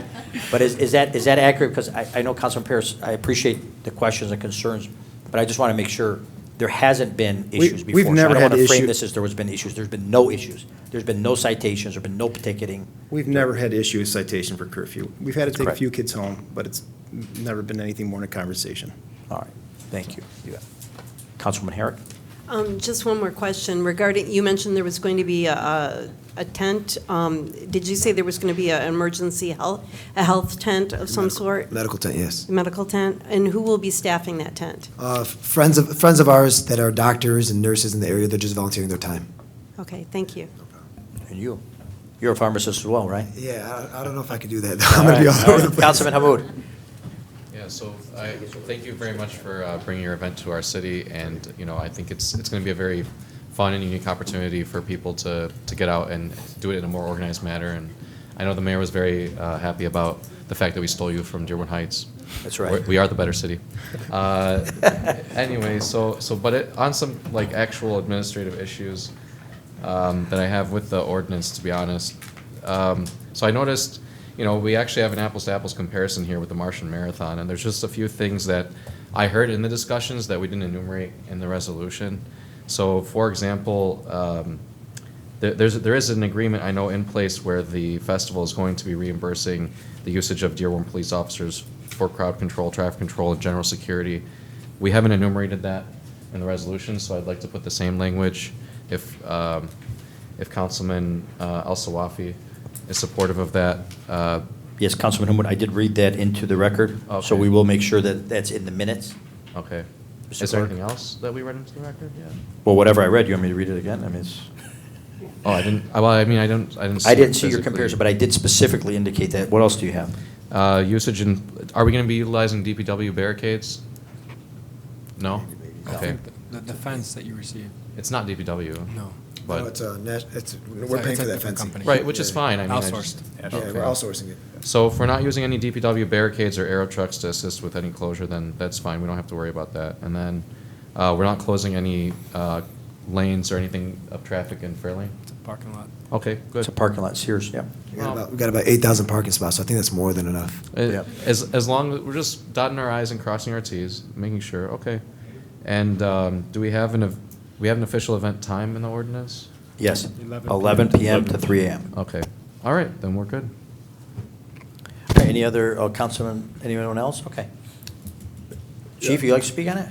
I would just like I've the seen you there council know before. that we proactively went out to the apartments and the student housing and let them know the event, told them if they had any questions, any issues, that feel free to give us a call, and they were all excited to have the event there, so. Yeah, I really appreciate it. I think, as I mentioned, the committee of the whole, my former colleague, Councilman Bazey, when we started having pop-ups all over, I mean, some of my colleagues were here, we had issues, some in Dearborn Heights, our neighbor as well, where electricity was interrupted, it was a problem. We really, and he had indicated, he's like, we need to get this in one location.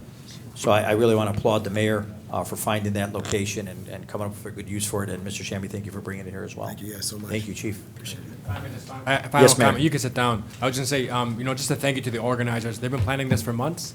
They reached out immediately, close to after the election with the opportunity to bring it to Dearborn. And they've met several times with many of our department directors. So it's not something that they did overnight. They have been taking the time to plan this appropriately. Thank you, Mayor. Councilman Herrick? Councilman Herrick? One of the things that wasn't mentioned tonight that we did talk about during the committee of the whole meeting the other night was that all of the vendors that will be participating are Dearborn and Dearborn Heights vendors. Is that correct? Might have modified it with a few. I'd say about 48 out of the 52. Okay. Yeah, so we're trying to promote Dearborn and Dearborn Heights businesses or Dearborn and Dearborn Heights residents, but there were some very unique vendors coming up from Arizona, Toronto, and Toledo. Yeah, So 'cause they're they're- online e-commerce that a lot of people in Dearborn shop online at these places, so we're bringing them out here. Right. And the profits, Mr. Shammy, just to piggyback on, a lot of people are losing this. The Amity Foundation is going to receive, which is a nonprofit organization in our city, is going to receive. There's no management fee or administration fee to the organization. This is done just off community service and charity. That's right. And that's what we're focused on. And Amity Foundation would be the one The Amity having the Foundation, yes. proceeds, yep. And that was in the resolution as well. Thank you, Mr. Shammy. Thank you. Okay. Hearing and seeing no other questions or comments, Nancy rule will be attached. Next item, please. Item 24, resolution by council members Herrick and Paris authorizing to renew the annual membership with Western Wayne County Fire Department Mutual Aid Association in the approximate amount of $18,704.48. Okay, the Dearborn Fire Department is requesting this renewal of the annual membership, the Western Wayne Fire Department Mutual Aid Association, in the amount of $18,704.48. The association is comprised of 19 other Western Wayne communities who have joined resources to provide mutual aid and technical services and equipment. Our Chief Joseph Murray is the current president of the Western Wayne Mutual Aid Association and has been since 2016. Thank you for your service, Chief. The membership in this organization provides the city with access to public safety services, which specialize in technical emergencies, which are often low in frequency but at very high risk. Costs for equipment and apparatuses associated with this technical responses are shared among all members in the community. Any questions or concern on this item? Okay. Hearing and seeing none, unanimous roll will be attached. Next item. Under new business, item 25, resolution by council member Herrick, supported unanimously, offering condolences to the family of Richard W. Lenz. Richard W. Lentz was born on October 1st, 1941 in Standish, Michigan, to Charles and Leola Lentz, and passed away on Sunday, February 7th, 2022. Richard is survived by his beloved wife of 49 years, Linda, and their children, his son Jeffrey and his wife Candace, his daughter Angela, and his daughter Rebecca and her husband Gregory. He is also survived by his precious grandchildren Jacob, Danica, Sarah, and Katie, and his two older brothers, Danny and Kenny. Richard graduated from Fordson High School and then answered the call to serve his country. He served honorably in the United States Army from 1965 through 1967. Richard's passion for service continued when he joined the ranks of the Dearborn Fire Department on December 3, 1969. His career spanned an impressive 36 and a half years until his retirement on June 20, 2006.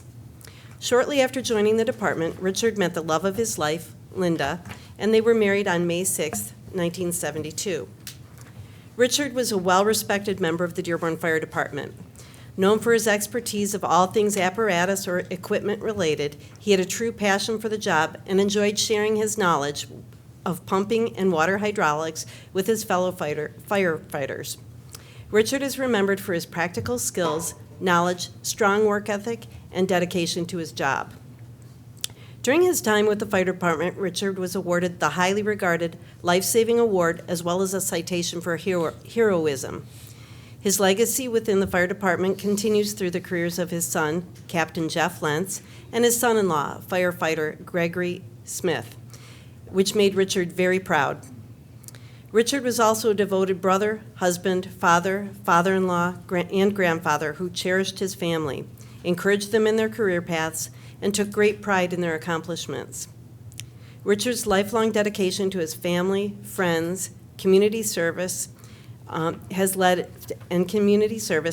an indelible mark on the Dearborn Fire Department and our residents, and we will forever be indebted to him for his positive impact his career has had on the city. To all, we offer our most sincere condolences.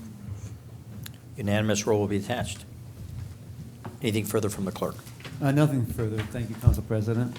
Okay, and before we open up to my colleagues, I just had a few things to mention. Public Service Days, I wanted to make sure we all are aware of that. December 16th is where it runs through. This is great, Mayor, just so you understand. For the last years, I'm not sure if you were aware of this, but many times this was stopped in the first week of November, and it was extended for like 8 years. They keep extending. So I'm glad that it started yesterday, and it's going to run through December 16th. So Public Service Days, your garbage day, make sure your cars are off the street till 4 p.m. I believe that's correct. Even though the garbage is picked up, trucks still come around. We do tree trimming, sweet sweeping. So that's important. I want to make sure everybody does know that that is in effect as of yesterday. I also wanted to make mention, maybe there was somebody here from the assessors, or maybe you can chime into it. I know that there was a lot of work done on the website for the assessments and the taxes that have come out. Would you like to speak on that, Mayor? Because we do have some questions regarding, how the tax calculator is working. Yeah, so as the author of the tax calculator, I can speak to it. So I'll quickly speak to why the tax calculator was created. Why it was out of necessity, frankly, not just because we wanted to have this new tool. In our conversation with BSNA, when we wanted to amend the tax assessment to indicate that 2021 had a millage rate of close to 62, 2022, or the new millage rate is going to come down to around 57 point some, and then calculate the change in taxes accordingly, BSNA indicated that you can't have two different millage rates. And so by necessity, we had to create a calculator to assist residents in determining, with the change in taxable value that they experienced, what is the actual change in taxes relative to last year's bill. And so we created a tax calculator using the software and algorithm that we created, posted on the website. So if you go on the website, take your notice of assessment with you, and you just punch in your 2021 taxable value, your 2022 taxable value, and indicate if it's, if this is your primary residence or not, homestead or not. It'll provide you with the change in your actual taxes. For the majority of residents, rather than seeing a 3.3% increase, and I say 3.3% specifically, the state each year provides us with what the inflationary multiplier is, how much basically your taxable value should go up this year. It's less than 5% always. This year the state indicated across Michigan that it's 3.3%. So taxes should have gone up 3.3%. Instead, because of the decrease in the millage rate based on the the non-passing of the supplemental operating millage in November. That's such a neutral way of phrasing that. by It the is a way. good way. It's a good job. A decrease of 3.5 mils, which will happen in the beginning of July. Most residents should actually see between roughly a 2.53% decrease in their taxes Right. based on their tax bill last year. But for anybody that would like to make an appointment to appeal their assessment. Yeah, that's important. And yeah. again, for the calculator, it only works for those whose houses were not uncapped. If you had purchased your home in 2021, you remodeled it, added extra square footage, or built new, the calculator does not apply to you. Your taxes were uncapped and totally reassessed. And so, if you'd like to make an appointment to appeal the assessment, you can call 313-943-2140. And when you call the number, it'll actually have an indication. You got, I think, press 1 to schedule an appointment in order for you to have a conversation with the department regarding your assessment. And Mayor, there is a specific time frame. You might not be, I'm not sure if you're aware, but I don't know if someone's here from assessor, but I know they can call, or maybe it's on the website, but there is a short window, and it's a state mandated. I think Mr. Romer might understand, might have something to chime in. There is a state mandated window, so it's not us. There's a small window for this appeal. Am I accurate on that? That is correct. And if we haven't posted on social media, I'll be sure that we do.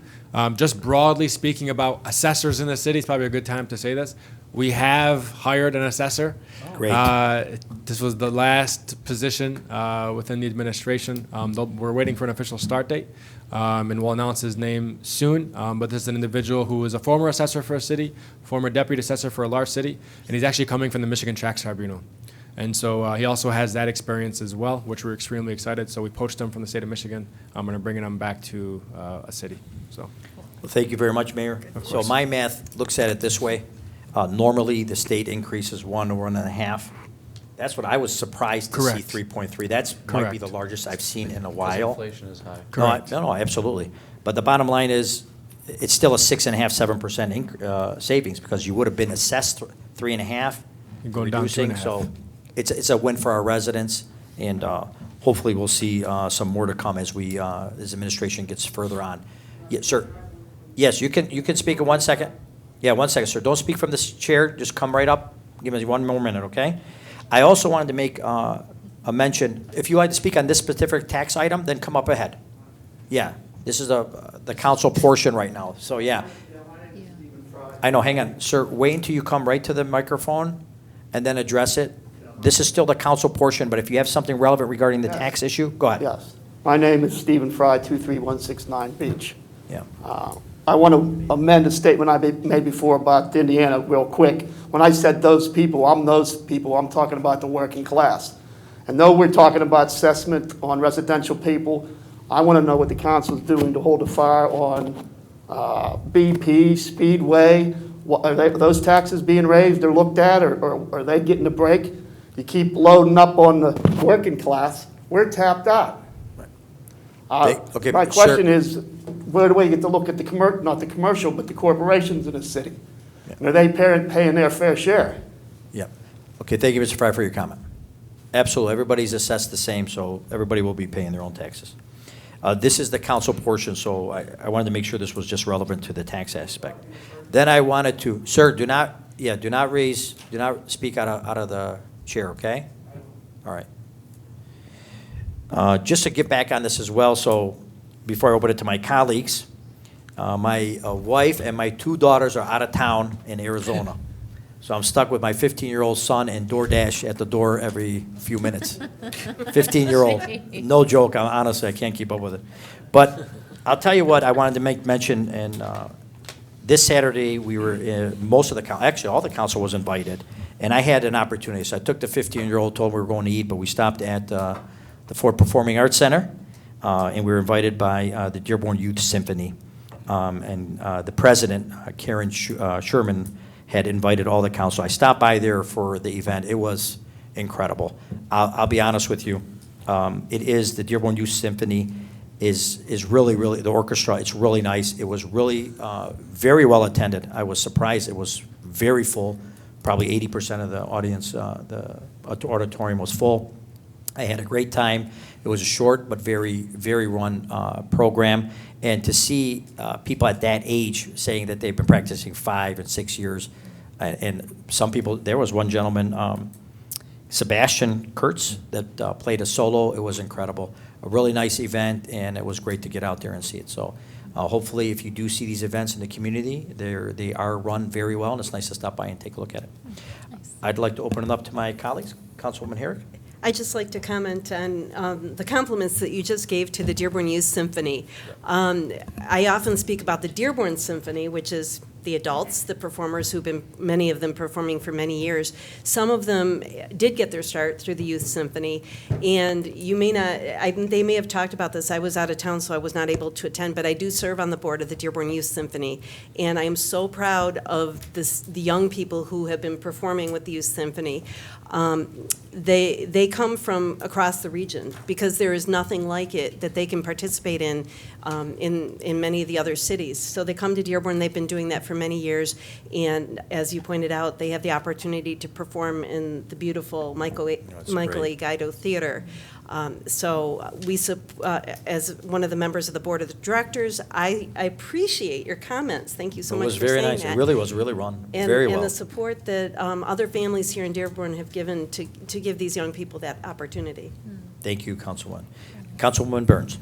Thank you, Council President. I know we've been talking about the youth in our community, so I did want to mention the Dearborn Youth Theater will be putting on a performance of Moana starting March 18th and going through the 20th. So very excited for that. It's a wonderful, really empowering story for anyone who maybe hasn't seen the Disney film of the same name yet. Certainly get out there, support our youth, check that out. I think it's going to be a fantastic show. Speaking of empowerment, I also wanted to mention that March 8th, today is International Women's Day.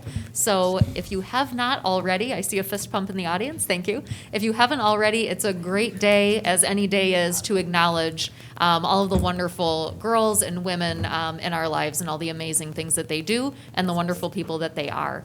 So wanted to acknowledge that. And last but not least, wanted to acknowledge Councilman Al-Sawafi, who was honored with a Community Member of the Year award this weekend by a local organization. Councilman, congratulations. Thank you. Congratulations. I didn't see that. I didn't know if you wanted to speak on that at all, or Was that on the TCD? I didn't see that. No. Not yet. It was on TC. It didn't happen. Congratulations. Thank you I'm so glad much. the Council President Pro Tem had seen that. That's excellent. Very nice. Congratulations. It was a great honor, and I really enjoyed that night. A group of energized students, they well-organized the event, and we had a great time. What was the organization? Oh, Iraqi American Union. excellent. Excellent.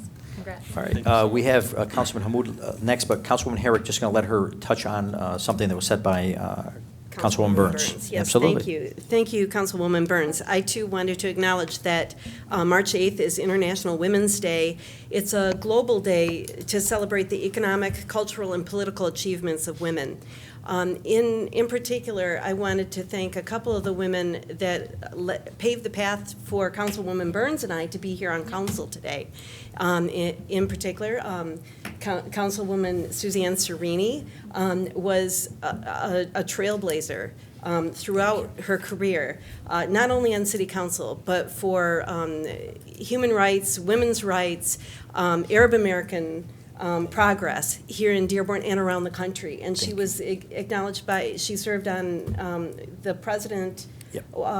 which Herbert was- Walker Bush Yeah, appointed her Herbert to a Wa- women's Walker commission. Bush. Yep. So he grew up in a household with a strong woman role model, Tough. and it just I can't say enough about the you. trailblazer that Suzanne Serini was, as well as Marge Powell. Yes. May she rest in peace. She passed away last January, and she was the first woman president of the Dearborn City Council, and she ran for mayor years ago and was unsuccessful in that bid, but she also was one of my role models. When I was in college, I wrote a paper about her. I was in a journalism class, and I had the opportunity to interview her and talk with her all those years ago. Little did I know where it would lead me, and that I'd be sitting up here at some point in time.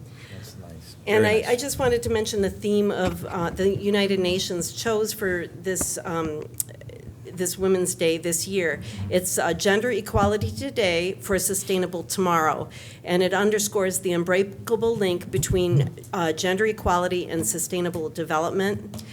They say that 2022 is a pivotal year in achieving gender equality in the context of climate change. And environmental and disaster risk reduction, which are some of the greatest global challenges in the 21st century. And we know that we have seen that firsthand here in Dearborn, how the changing environment has impacted our weather and impacted the daily lives of many of our residents. Going on to say, without gender equality today, a sustainable future and an equal future remains beyond our reach. This year's observance is in recognition and celebration of women and girls who are leading the charge on climate change, adaptation, and response, and to honor their leadership and contributions towards a sustainable future. Thank you, Councilwoman. Thank I you. really appreciate, just to piggyback on that before we get to Councilwoman Wood, thank you for your comments about my mother. Yeah, it was definitely unique growing up in a household where we had list at the front door every day we woke up, so very organized, very diligent, and it did transpire. And I'd be remiss if I didn't mention several other colleagues of my mother's and the city during that time, such as Joyce Olkowski, she had passed, and our late and past, Nancy Hubbard, I'm losing a second there too as well, who was always great to me, kind to me. Aunt Nancy always told me she liked the way, she said you could tell how a man is well-dressed by his shoes, so I always made sure they were shined up before I walked by her. Great lady. Yeah, I know you appreciate that, come on. So it's a very great time, and there's a lot of contributions, and each did it in their own way, and it really is a great time to bring it up. So I appreciate your comments, and thank you for that. Councilman Hammoud. So I have a couple of comments. They're going to be all over the place, but this is new business. So let's start with, I like talking about community events. So my favorite community event I attended this week was the Dearborn Education Foundation Mardi Gras party. I had never attended it before. Anyone who knows me and knows my history in politics in the city knows that the Dearborn Public Schools are something I'm very, very, very passionate about. And I was so happy to finally meet Chastity Townsend, who I know many of you already know. And I do look forward to hopefully joining their board of directors if they'll have me on that foundation. So we'll see that. Next, I would like to bring up the flooding RFP. So changing gears, we received an RFP from the city. I just want to update people that progress is being made very quickly. I think it's only been about 9 weeks, if I'm keeping time properly, into this administration, and we have one that I have personally reviewed, and some of my colleagues have as well, and I'm very happy to see language on green infrastructure and more robust than what I had seen previously in this RFP, to be honest with everyone. So I look forward to maybe having a study session on that pretty soon so that we can get going and really start nailing this down before summer so that we can have something and some kind of progress and ideas to try and reduce the flooding as soon as possible. So I didn't want to update everybody on that. And then just a procedural item for my colleagues, because we've been discussing council rules in study sessions, which everyone is more than welcome to attend, but they are very, very dry sessions, but very fun, I'll tell you all. All my colleagues are laughing. We did just pass a resolution without a physical writing on item number 19, where Councilman Abraham requested a modification, which I know was something we were debating in council rules. So I would like to point out that we would have not been able to make that modification if we had done the rule as proposed. Which one's 19? 19 was the sale of the property where we decided to cap it. Or we Actually, it is in the writing. It's in the It was writing. revised. Hold on, in the writing, we did not, the point where we said that we're not going to forgive the 590, didn't we read that? It's in here. Right. It But was I- a change from Thursday. It's a change from Thursday, but we agreed upon it. It's not unilaterally changed. That was the issue. I think, No, I So agree. hold to on. his, I think his point as well is that the minutes are the official. And you know what, since if you don't mind, that's a good By all question. means, yeah. Yeah. For the Corporation Council, just to make sure I understand it right, what is read into the record by myself or the clerk, what is the official legal aspect? Is it the minutes that we sign off on? The resolution will be the official action of the body. Right.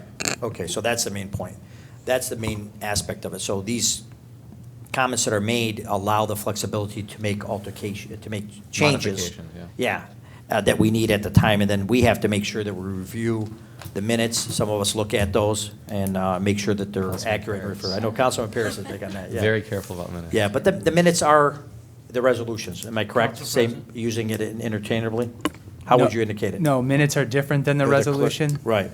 But the resolution noted in- are, yeah, they're noted and then they're provided for us to sign off on them. Is that correct, George? For the clerk, yeah. So I guess I consider them one and the same because we sign off on them. But we do review them. It's also reviewed by the Corporation Council to make sure that the resolution reflects what was stated at the time. So I wanted to make sure that was If I correct. could acknowledge that comment. Yes, Councilman Abraham. Just so we're clear on what I was proposing, and that absolutely, this is the body and this is the meeting to deliberate and modify. My comment that Councilman was alluding to was simply that I didn't think it was appropriate to have an action item in front of us with no backup, with nothing in writing, which is what was happening at the special meeting when there was no memo in front of us and we were asked to vote. And I Well, don't think that's appropriate. that's If I may, different. I Yeah, have the that's- floor. yeah, that's fine. And I don't think, I know it was sent by email, but it was improperly sent, and it was said that the backup would be available at the meeting and would be distributed, and it would be at the committee of the whole. And so my only point, and it's up to the body how the rules of order will be modified, is that procedurally, at least in my view, having something in front of you to deliberate and take action on, to me, is very important. And if you don't think we need something in front of us to deliberate, then you're entitled to your opinion as well. Council President. Right, yeah, Councilman, yes, I will give you just the floor, just to clear that up, though. The information was provided in email. You're absolutely right, though, it was an error in our office indicating that it would be there, so there was some discrepancy, so I understand that. And it was for a different meeting. Well, that's correct, but we did take vote on that meeting. It did say that it was on the I'm next meeting. just So saying, there was it confusion, no question. confusing, and it would have been nice if it was Yeah. presented to us. Yeah, no, of course, no question, but as we've had those hiccups, but I just want to make sure that it was provided via email, but there was some mistakes in our office, and it was our fault that we didn't communicate it properly, but the bottom line is we got it done, and it was all passed on good. that aspect. Yeah. Councilman Hamud? Yes, I would just like to point out, one, I'm a very avid reader of my emails, and if I do receive anything electronically, I will be reading it, just the mayor's office as well as the council office first. Second, my understanding was the resolution language itself was the issue. Yeah, I concur with you. I will not vote on a resolution if there's absolutely no backup or background, because you all know I love to read things just as much as Councilman Paris. But for me, the most important thing is that when it comes to the actual resolution language, while I prefer things exist in writing, and while I prefer that everything is ironed out prior to the Tuesday meeting, I just want to be careful to provide us the flexibility to change things on the fly while we're in Absolutely. here. I Yeah. totally Okay, concur so with if we're an agreement on that, maybe it was a misunderstanding. We could talk more yeah. at the meeting. Excellent. Right, that's for the council rules, which Yeah. we've had several meetings, and Yeah, and I encourage everybody to attend because we're going to be modifying them a lot. Yeah. So, Right. Appreciate it. Anything else, Councilman Hamud? all set, thank you. Councilman Al Sawafi? Thank you, Council President. You know, one of the residents came up and he said, you know, it's been hard for everybody, and that is true, right? Especially the past 2 years, it's been tough for everybody, but more so for some people than others. And one thing I want to point out, you know, something we looked into is there's more than 5,000 residents who are delinquent on their water bill. More than 5,000 residents who are delinquent on their water bill, totaling over $3 million. So from my current experiences working with federal dollars on the county level and with the state as well, there are federal dollars that are specifically designed to get folks current on their water bill. So, and I see cities all over the state who are taking advantage of this and helping folks get current on their water bill. And it's also a mutual benefit for the city as well because it directly goes to the general fund. So my request is that the administration look into these programs, push them out to the residents, and it's easy to say that, well, you know, folks know they're out there and they can just apply for these programs. Well, you know, sometimes the people that need them most probably don't know about these programs. They're not watching the federal game of resources. So I think it's upon us as a city to really push these resources. You know, we could do something like putting a note in a water bill that's delinquent saying, hey, there is a program out there that you can sign up for and that can help pay your water bill. So if there is a cost to that, I'd love to understand how much that cost would be to implement a similar program like that. And I understand there is already programs for homeowners as well as renters. So this is something that can cover everybody. Thank you, Councilman Al Sawafi. And I do understand, too, that they pay is directly reimbursed to the city. So, in fact, one of the special meetings had something to do with funding, as the mayor had come to us regarding state funding for these types of bills. So it's definitely, we'll definitely put that on a request regarding whether we can list or indicate something on the water bill. Right. Get something to follow up on. Right. And, this is a, one-time funding that we're seeing from the federal level. And, if we do this right, there could be 100% where people are paid off on their water bill. So it just takes a little bit of initiative from our end, and I think we can get everybody caught up. Thank you, Councilman. Councilman Herrick. Councilman Herrick. Thank you, Council President. After a 2-year hiatus during the peak of the COVID pandemic, the Mayor's Arts Awards will be returning on May 11th, and I'm thrilled to know that our mayor will be at the event at the Ford Community and Performing Arts Center at 7 p.m. On May 11th well, they're probably doing it in Studio A. But right now, what the Dearborn Community Fund is collecting nominations for the Mayor's Arts Awards, and they are due by March 25th, Friday, March 25th. The categories are Artist Performer Award, the Organization Award, the Arts Educator Award, Patron Award, which is presented to an individual or corporation that provides supports for the arts and cultural community in Dearborn, and the Volunteer Award. So if you are interested if you know somebody that you think is deserving of being acknowledged for their involvement with the arts in Dearborn, contact the Dearborn Community Fund. Their phone number is 943-5478. That's 313-943-5478. Or you can email them at Dearborn Community Fund at ci.dearborn.mi.us. And all nominations will be considered for one of these prestigious awards and presented by the mayor in May. Thank you, Councilman. Anything else from my colleagues? Okay. Anything from the administration, the mayor? Thank you, Council President. So just to repeat, if anybody would like to make an appointment to appeal their assessment, to please call 313-943-2140. We'll also be posting the information via social media. Secondly, we will be hosting a meet and greet with all the directors of the new administration. This is going to be scheduled for March 22nd at 6 p.m. at the Ford Performing Arts Center. And so it'll be open to the public. We'll obviously invite all of our council members as well as the other electeds and the general public to come and at least meet our new directors. We're going to try to organize it kind of like a speed dating kind of session where a director will be sitting at each table. And so, about 10 residents with each director and just keep rotating so nobody hogs one director. I don't need everybody hogging the assessor at this point in time. At least, you'll be able to meet all of them because you never know who you actually need to be in contact with.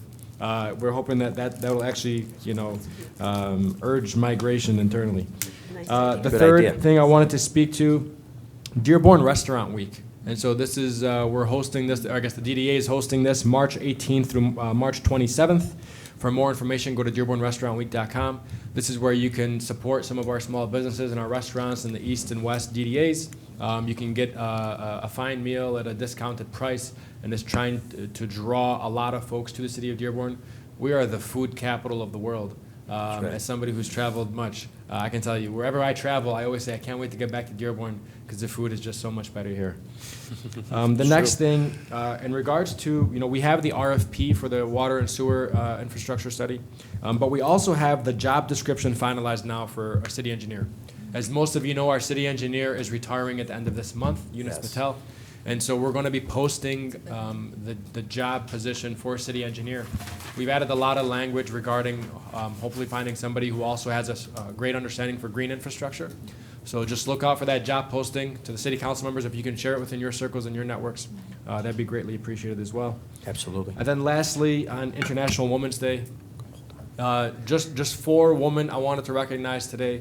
My mother, who, she's actually a top 5 producer for AAA in the country, her office. And she's only like 3 agents when she competes against offices that are 20+ agents. Wow. Yep. This is a woman who immigrated here at the age of 4, got her GED after dropping out of high school because she was married and pregnant, 5 kids before the age of 30. went back to college, got her GED, opened up her own small business in her mid-40s, and now at 52, was recognized one of the top agencies in the country.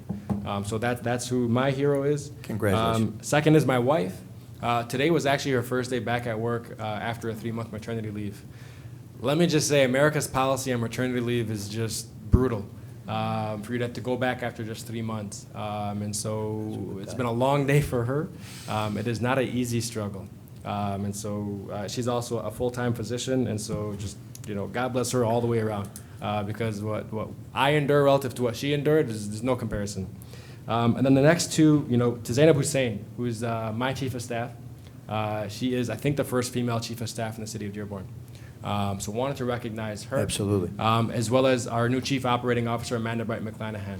I think Yes. it's important to highlight that the two highest ranking members of my office are minority women.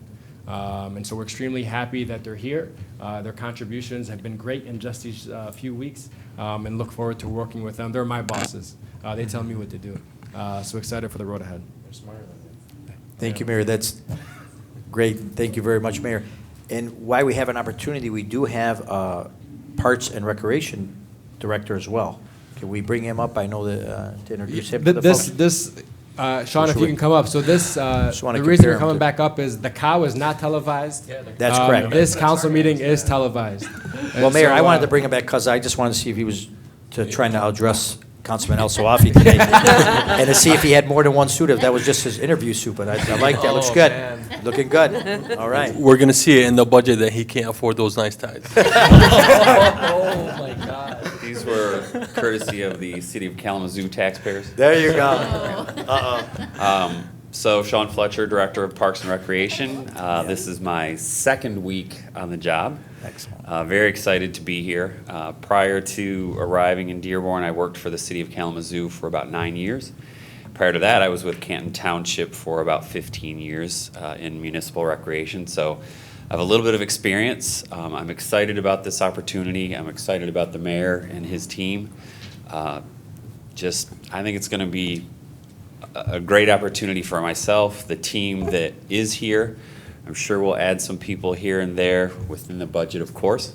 But you have some great facilities, great parks, pools, programs, and that was one of the things that attracted me over to this side of the state, in addition to being closer to my daughter. So Nice. Awesome to be here, and really look forward to working and talking more with you, council members. We're glad to have you aboard. I speak for myself and my colleagues as the council. I can tell you, born and raised in Dearborn, that recreation, unlike some of the other places you worked at, where they say, I'm glad to have recreation, over here they expect the recreation. And they feel like that they're going to get it. So we have to have recreation for our residents, and it's a different mindset, but I think you'll get used to it. But we have always worked very well with the recreation, make sure they had the budget that was necessary. All of our council members recognize the value and the amount of youth that we have in the recreation, what it offers and what it adds to our community. So welcome aboard. We're very happy to have you here, and I'm sure you'll see how it goes through our budget session and make sure we all can get through to the next one. Councilman Hammoud? Yeah, actually, I just want to point out, so I did have a brief conversation with new Director Fletcher, and one thing that I brought to his attention was it's important to go out and talk to the actual employees, and actually he informed me that he has been making his rounds to all of the different departments to go and get to know kind of what's going on and where improvements can be made. So I know that there are several council members who are very passionate about making sure our directors go down into the trenches and meet people. So I just want to reassure everyone he's already doing. It's been 2 weeks. He's already doing a great job. So excellent. I'm looking forward to seeing a lot of good things come out of your tenure here. And I just would commend you. I came from a municipality that invested about $2 million in recreation. Wow. For a city of about 75,000 people. So the amount you're investing tells me that it's important. Yeah, that's not even a pool. Obviously important to the community, so. Which we need more of. I just commend you for your commitment to Parks and Recreation. No, absolutely. We put almost $1 million and something in the bathroom in the Dunworth pool. Yeah. That's a fact. It's true. That's a fact. So you're absolutely, you're gonna feel that you know, that we do love our recreation, so. I just asked Councilman Swaffy to go easy on him. Give him some time. Thank you very much, Director. I appreciate it. Thank you very much for coming on, and welcome aboard. You gotta put up with me if you I know that we had Councilwoman Herrick, and then we're going to get to the public. Okay, thank you for indulging me. I had one more public comment that I wanted to make. I wanted to wish a very happy birthday week to my son Brendan. He turned 21 on Sunday, and he grew up getting to know a lot of the people in this room and spending time in this room actually the last 4 years. And he is, I'm proud of him, his accomplishments already, and everything he has yet to achieve. So happy birthday, Brendan. Excellent, yeah, Happy fine, birthday. yeah, happy birthday to Brendan, fine young man, he's been around for a while around the area, and I know he's involved in a lot of things in the Scouts and his education, we feel like we grew up with him. Yeah, So that's heard a great. lot about him. Absolutely, congratulations on his birthday, that's a big one though, 21, so that's a tough one. Can't tell him no more, anyway. absolutely, for sure, for sure. Anything else, Mayor, from the administration? That's all on our end. Thank you very much. Anyone from the audience that has anything pertaining to city business, please come forward and state your name and address for the record. I'd like to remind you that you have a 3-minute limitation, and the clerk will keep the time.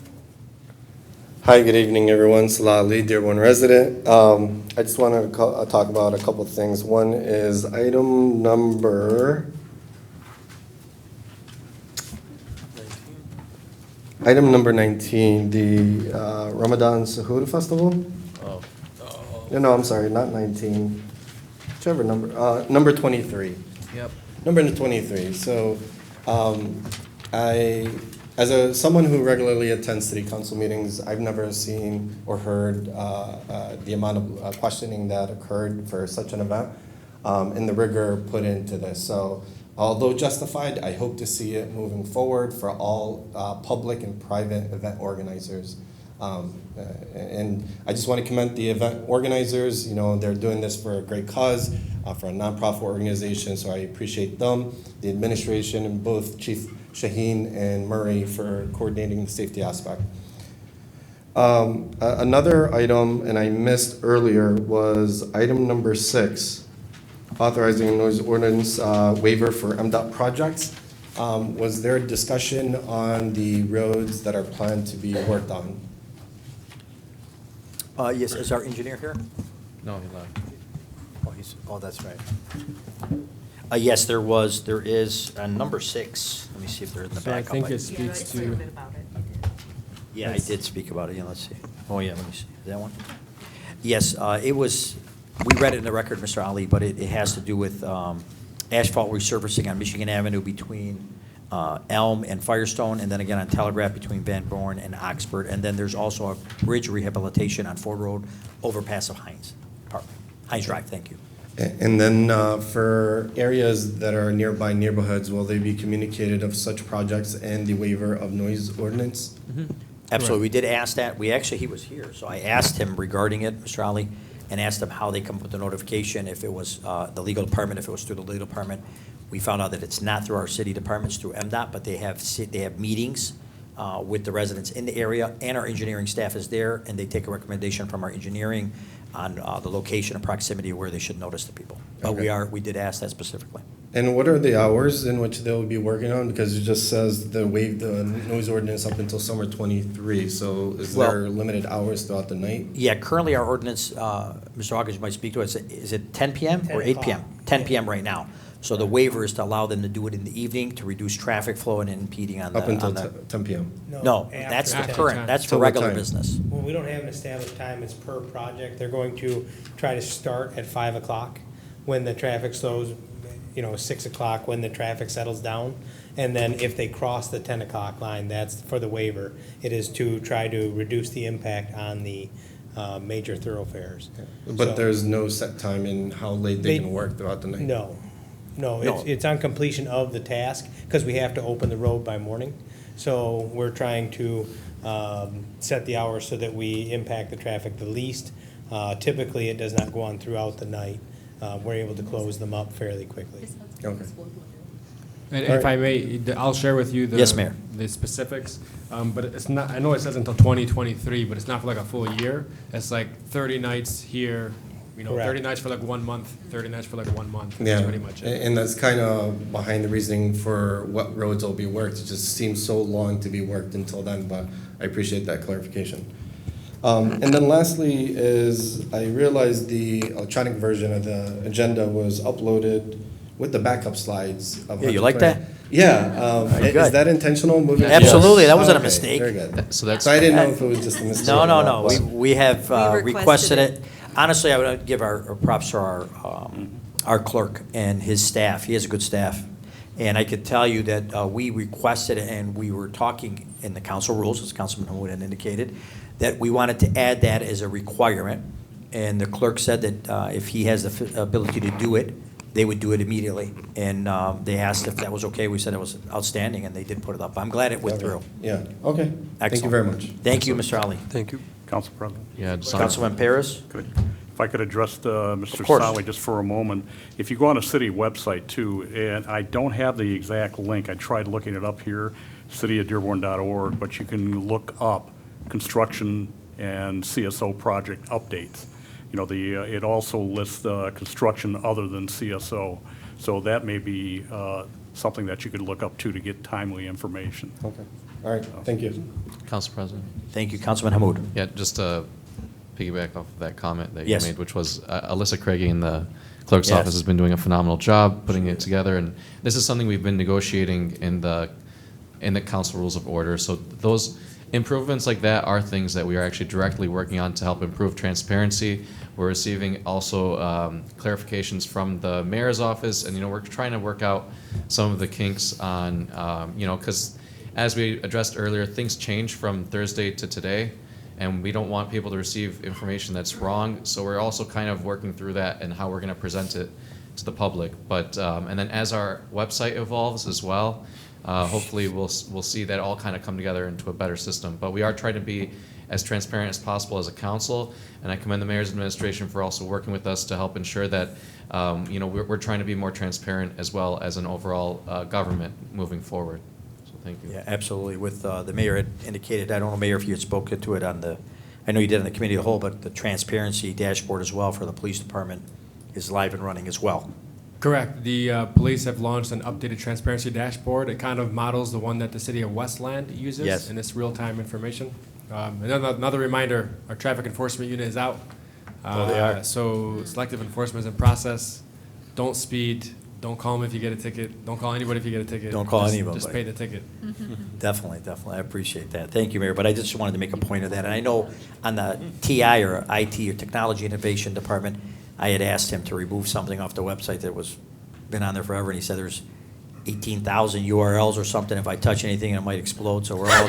No, he's right. He's I- absolutely honestly, right. so we're, It's a patchwork. It's a- yeah. So Yeah, we're in it's the a few yep. thousand web pages, and so unfortunately, and I think calling it an evolution of our website is actually being very kind. That's correct. I think the one mistake we made though was calling it technology and innovation because it's TI now, which That's is right. said innovation and technology because everyone's gonna say IT until the rest of the time. I like the TI. So, We yeah. got it Oh, down. I like IT. Can we just do it? I also wanted to make mention that I know that we're looking at changing our server to .gov, and hopefully you could also look at our emails as well instead of the mi. The federal government has approved Dearborn.gov, so we applied for it. We got it. Excellent. And so that'll take time to transition because you have to transition all your employees to new emails as well. Of course, yeah, new emails. But ideally, the emails would then be just whatever at Dearborn.gov as Yeah. opposed to what we currently have. Yeah, what we have is, yeah, thank you, Mayor, I appreciate that. Councilman Hamud? Yeah, I would just another. I know I keep saying nice things about the IT department. Yeah, I'm gonna call them TI. IT department. The .gov thing is very important because people may not realize this. .gov is actually an official URL that comes down from the federal government that notifies you that this is an official government domain. So it is very important that the city of Dearborn gets on that track. That way you understand that you're receiving an official communication and that this is the official website of the city of Dearborn. So I'm not sure why the last administration did not go along with this, but it does require certain cybersecurity requirements, and you do have to talk to, I think, Homeland Security, something like that. It's a very Yeah. There's an actual particular cybersecurity department in the Process. federal government that you have to go through. So our very small IT staff and primarily Director Sharaha, who is physically exhausted as I look at him in this meeting, is personally leading that charge. So I just want people to really understand what they're going through over there at the IT department. Thank you. Thank you very much. Technology and innovation, appreciate the shout out. All right, anyone else from the audience that'd like to speak retaining city business, please step forward and state your name and address for the record, and please keep a reminder that you have a 3-minute limitation, and the clerk will keep the time. Yes, ma'am. Okay. Hi, my name's Nancy Harmon. I live at 22278 Morley Avenue. I also want to say somebody else has a birthday this week, which is the mayor. Tomorrow. What day is it? In like 10 days. 10 days. Oh. Okay, I'm wrong. Mine was yesterday. I'll just say that. Happy birthday. Yeah, okay. Happy birthday. But I'm also here with two things. I'm totally in agreement with the two councilmen who said that the city was underselling their property. Because in my neighborhood, we have lots that go for sale for $500,000, and they come with a house. But the house is gone. They buy it for the lot. So the city is definitely underselling the property. Well, thank you for your comment. As we indicated, the city's proposal on houses, remember, those are private entities trying to make profit. The city's goal is not to take your tax, is not to make profit with your tax dollars, is to get as close as possible. And we look at it in another aspect, that we're taking off our tax rolls of vacant land and putting a homeowner. But you're absolutely right. We are putting that on our legislative agenda, so we can look forward in the future. But thank you for your comments. Thank you. The other thing is, I'm here to remind the council to please, this is our 3rd year we've tried to get the historic ordinance brought forward, the current ordinance updated. And we'd like to have that brought forward and brought to a reading, if possible. We've asked your office to have a mayor's briefing, but things have changed, so we're not sure how to get you to get up to speed with you on this. Well, it comes through the council. It could come through the administration as well. We received several emails. As I indicated to most of the responses, the legislative agenda focus currently is our budget. As you're aware, the taxpayers of the city of Dearborn said they will not renew a temporary millage that's 10 years old, and rejected it in whole at 3.5 mils, which is approximately $15.7 million. So that is the main focus of the council at this time. But as I indicated, I'm sure you're aware, some of the Zoom meetings, many council people had attended. We had very good attendance with Zoom. It's not something that I don't want to speak for everybody, but as the council president, I can tell you it will be addressed. I am a big believer in history, and I do believe that you have to know where you're going. You have to know where you came from to know where you're going. My only concern has been, and has always been, is the veracity of it and the stroke of entire blocks, and that's what I'm concerned, that we have to make sure that we get it down to exactly where houses are historic, and we don't impact other neighbors. And that's why we've had several meetings on the old council that continued onto the new one, which many of our council members did attend via Zoom. But your voice is not going unheard, and it will be addressed. Thanks, and I really appreciate that. Yeah. Like, you don't know how much I appreciate you said that, but I'm really concerned just the ordinance. We may not ever get to a historic district, but the ordinance just needs to be updated. Right, but remember, the ordinance creates The pathway. a pathway. Yes, but it also takes, there's a lot of concern of once it's set up, where it goes from there. So the council has to put those people on there. There's several processes, and I'm sure you're aware. Oh, yeah. And we're keenly aware that there's some tax incentives that have changed in the past that are more beneficial, in my opinion, than they were the last time that we met. So there is things going. Okay. We're going in the right direction. Thank We you. just want to make sure that we're all on the same page, and that we Okay. have a real historic connection to the property. Council President. Councilman Hamud? I would also like to point out, our mayor himself worked on some of those historic tax credits. I know. So it is front of mind. However, we're having meetings almost 3 days a week right now on other like things that are, I would say, like burning issues. So we're trying to put out the big fires, and then I promise we're thinking about it. Right. And I've been attending those meetings. A lot of our council members have been attending the meetings, so it is Councilman front of Paris. mind, but we only have so much time per week, Right. and a lot of us have jobs too. Right. So, I Right. appreciate that. yeah. Thank you. You have a full commitment from us, and so, Yeah. and hopefully we'll see you there. We have a lot on our plate, but it is on our agenda. Thank you very much. Thank you. Thank you. Okay, anyone else from the public like to speak matter pertaining to city business? Please step forward, state your name and address for the record, and keep in mind you have a 3-minute limitation, time to be kept by the clerk. Hello, Council. My name is Ali Hesham. Did you want the address? of my business. You can state your business address. Okay, 5838 Schaefer Road, Dearborn, Michigan. I am the owner of Cheat Treats Cafe. I'm here to talk to you about the Bab el Hara Food Festival. I recently sent a proposal to Council President Mike Serini, and there was some sort of confusion on his end. And for some reason, I thought that we had gotten approval, and we got text message, saying that we got approved. So we started moving forward on that, and we started building, the vendor list. I put together the tents, the generators, the lights, the tables. I've gotten porta potties, so everything's pretty much been moving forward. We got a cleanup crew. And then I got a call maybe 3 days after stating that there's been some sort of confusion, so I wanted to come up here and talk to you guys about that. Okay, Mr. Hashem, so first let me just give you my take on it, because I have the messages as well. Yeah.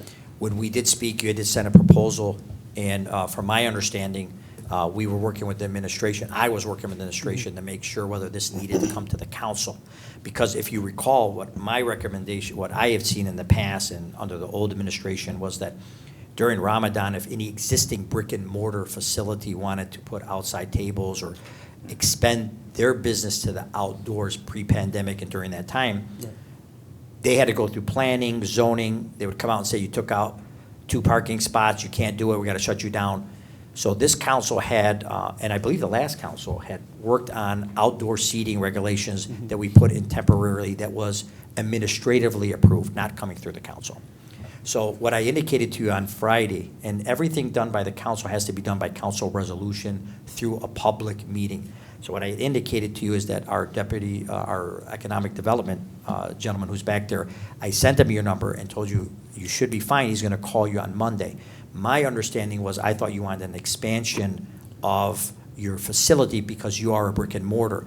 And as you indicated, so understanding the administration, myself, I can speak for myself and most of my colleagues, regarding pop-ups and disruptions, we did not favor that. They caused many problems. There was traffic situations. There was a lot of situations. So this vendor situation that we have, bringing forward a centralized location, I am in full support of, and I was grateful that we did that. I also wanted to make sure that our brick and mortar tax-paying businesses like yourself would not be impeded for using their seating in the evening. As you know, too, there was also limitations. A lot of restaurants were having outdoor seating and could get shut down because they were past the time. So that's my apology. That's what I was understanding. So when we did talk on Friday, I specifically told you on Friday that they would call you Monday. And so I don't know how that came out that you had vendors and tents and generators and everything done when we didn't reach Monday. That was yesterday, so Friday. So that's on the that's my text concern. that I sent you. I clearly stated, for vendors, and then also in the email, it's clearly written. The title of it is Ramadan Food Festival, and then given the fact that I've worked with you guys previously, I've seen many new faces over here. I'm talking about the old committee. I've worked with you guys on putting together our Bab el Hara event. So, by reaching out to you, I figured that you knew what I was talking about. And yesterday I sat down with Mustafa Hamoud, and, I kind of told him everything that we had already done, all the vendors that we have lined up that want to be a part of it. There are many vendors that are not able to be a part of the Suhoor Festival. And they would like to be with us since they're not able to do it. So, which is why I was already posting on Instagram after I got the approval from you. Hang on. Well, Again, supposedly. Well, yeah, but I didn't say approval. I said that the director was going to be calling you, and I sent you a number, and you should be okay. I never said it was approved because I can't approve anything myself. It has to be done through the body, and you're well aware that because you've been to several council meetings in the past. So I want to make that abundantly clear, but I also would like, one second, I also would like to let you know that the administration, I don't know, Mayor, if you'd like to speak on it, recently had indicated how things can be done outside that, Mayor. I know that was released earlier today before the council meeting. Would you like to speak on that, or someone? Yeah, thank you, Council President. So we actually posted on social media today that for any brick and mortar or any yeah, I think it's like food, restaurant, whatever it might be, can contact the economic development team. We provided the email and the phone number contact in order for you to get the right permits in place, in order for you to have, extended hours or outdoor seating or whatever it might be. We provided a point of contact. We posted on social media prior to today's meeting, and wanted to make sure that the brick and mortar shops had that opportunity. No, once again, it's not just about extending and putting, tents for, like the business. Now, however, I have told Mustafa there is another area where we can hold the event, and, I don't have to do it where it was the last time. There is a bigger area, more secluded area, parking on, both sides of the area. And, I have brought it to the attention of the owner of that land, and, he's seeing what he can do on his end. Right. Now, once again. So that was, I'm sorry, Mr. Hazard, just to understand, so what you're indicating now is something that you changed from the proposal that you had sent in the beginning? Yeah, so I spoke to Mustafa, and Mustafa had seen the land, he pulled it up to see what it looked like. Yeah, I know. I think the bigger concern is that that's the role of the administration. Right, it's not going to be it won't be next to Cheat Treats, so. I know, but that was originally what you asked, but as I indicated, because my concern is I don't want you to feel like you were told you were approved for something when you've been in front of this council several times. So the council speaks through council resolution and meetings, and as I indicated, yeah, go ahead. I'm sorry. It was just when you sent the text saying, when I asked you, should I come to the meeting, and you were like, it's not necessary, you don't have to come. Right. We're working on getting you approved for it. Right. And so, by saying that, anyone that reads a text like that would assume that, okay, everything is, getting approved, we're good to go. Yeah, so so no text says it was approved, right? Well, no, it says, Okay.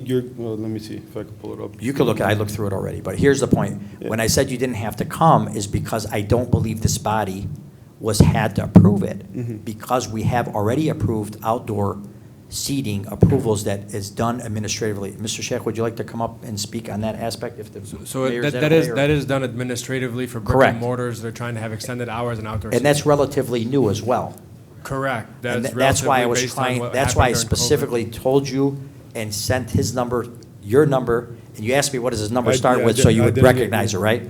And I gave you his number, the part of it, so you'd recognize the economic development's number when they called you to guide you through so you wouldn't have any issues. That's why I didn't want you to come to the council, because the council has already sent this through the administrative aspect.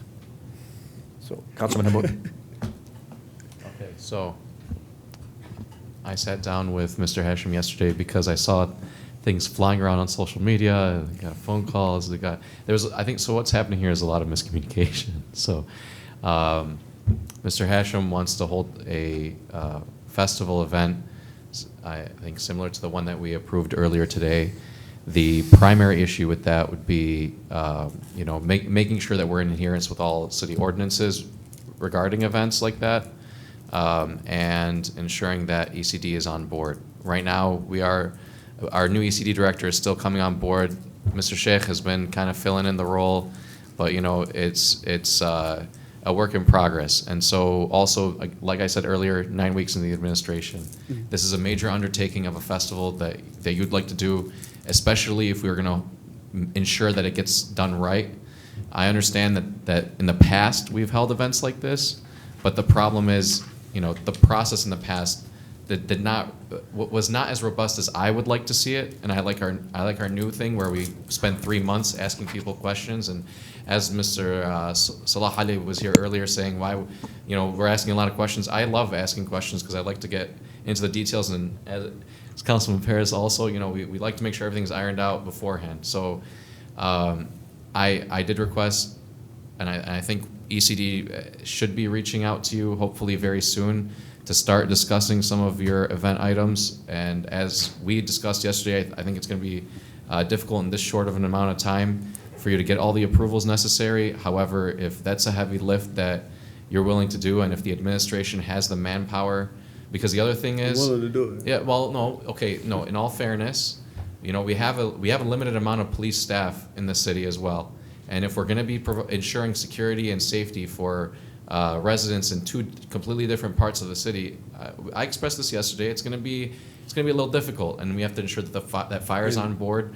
We also spoke about getting security for the event. Right, yeah, And, of you know, like, course. make sure that, you know, we have a company that, you know, cleans up the trash.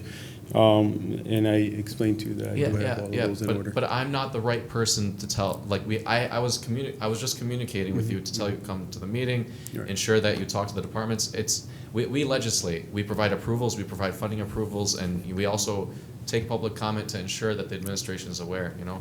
So what I'd really like to see is I'd like to see the administration sit down with you, ensure that there's a direct communication, and if a proposal gets brought from the administration, then I think that's something that we would be willing and able to look at. But Okay. until we see a formal proposal, the way that we had the proposal earlier, you know, with this physical paper saying Ramadan Sport Festival, Right.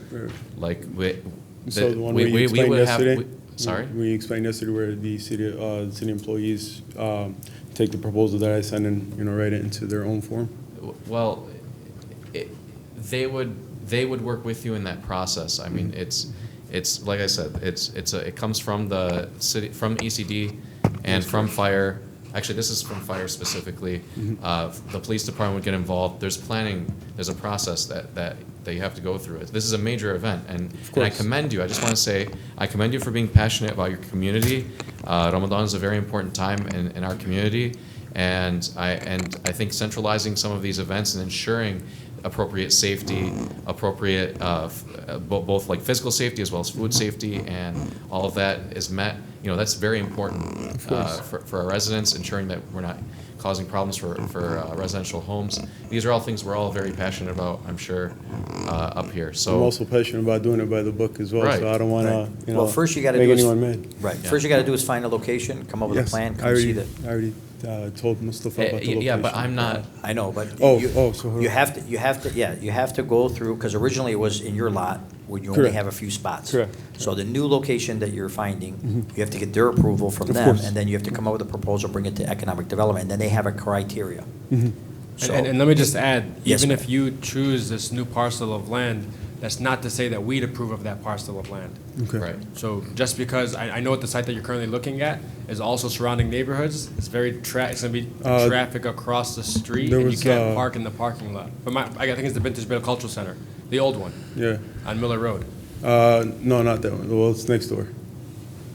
The There's a school Hinkle. as well. Okay, It doesn't so matter. This is all regardless. conversation. Well, yeah, it's in that area. Nonetheless, It's in that I think area. work with the Why don't we economic just development refer team. this? We're not gonna. Yeah. Yeah, we're not gonna hash it Right. out, but I would There's also not in front add. of us. It's public, I know it's public Yeah, comment, let but me just add since- these final since- remarks if I yeah, may. go ahead, Mayor. More than just city approval, you also need county approval. And what I can tell you is that it took them months to get appointments with the county and to get all their vendors also the permits and approvals as well, and schedule the on-site inspections that are occurring.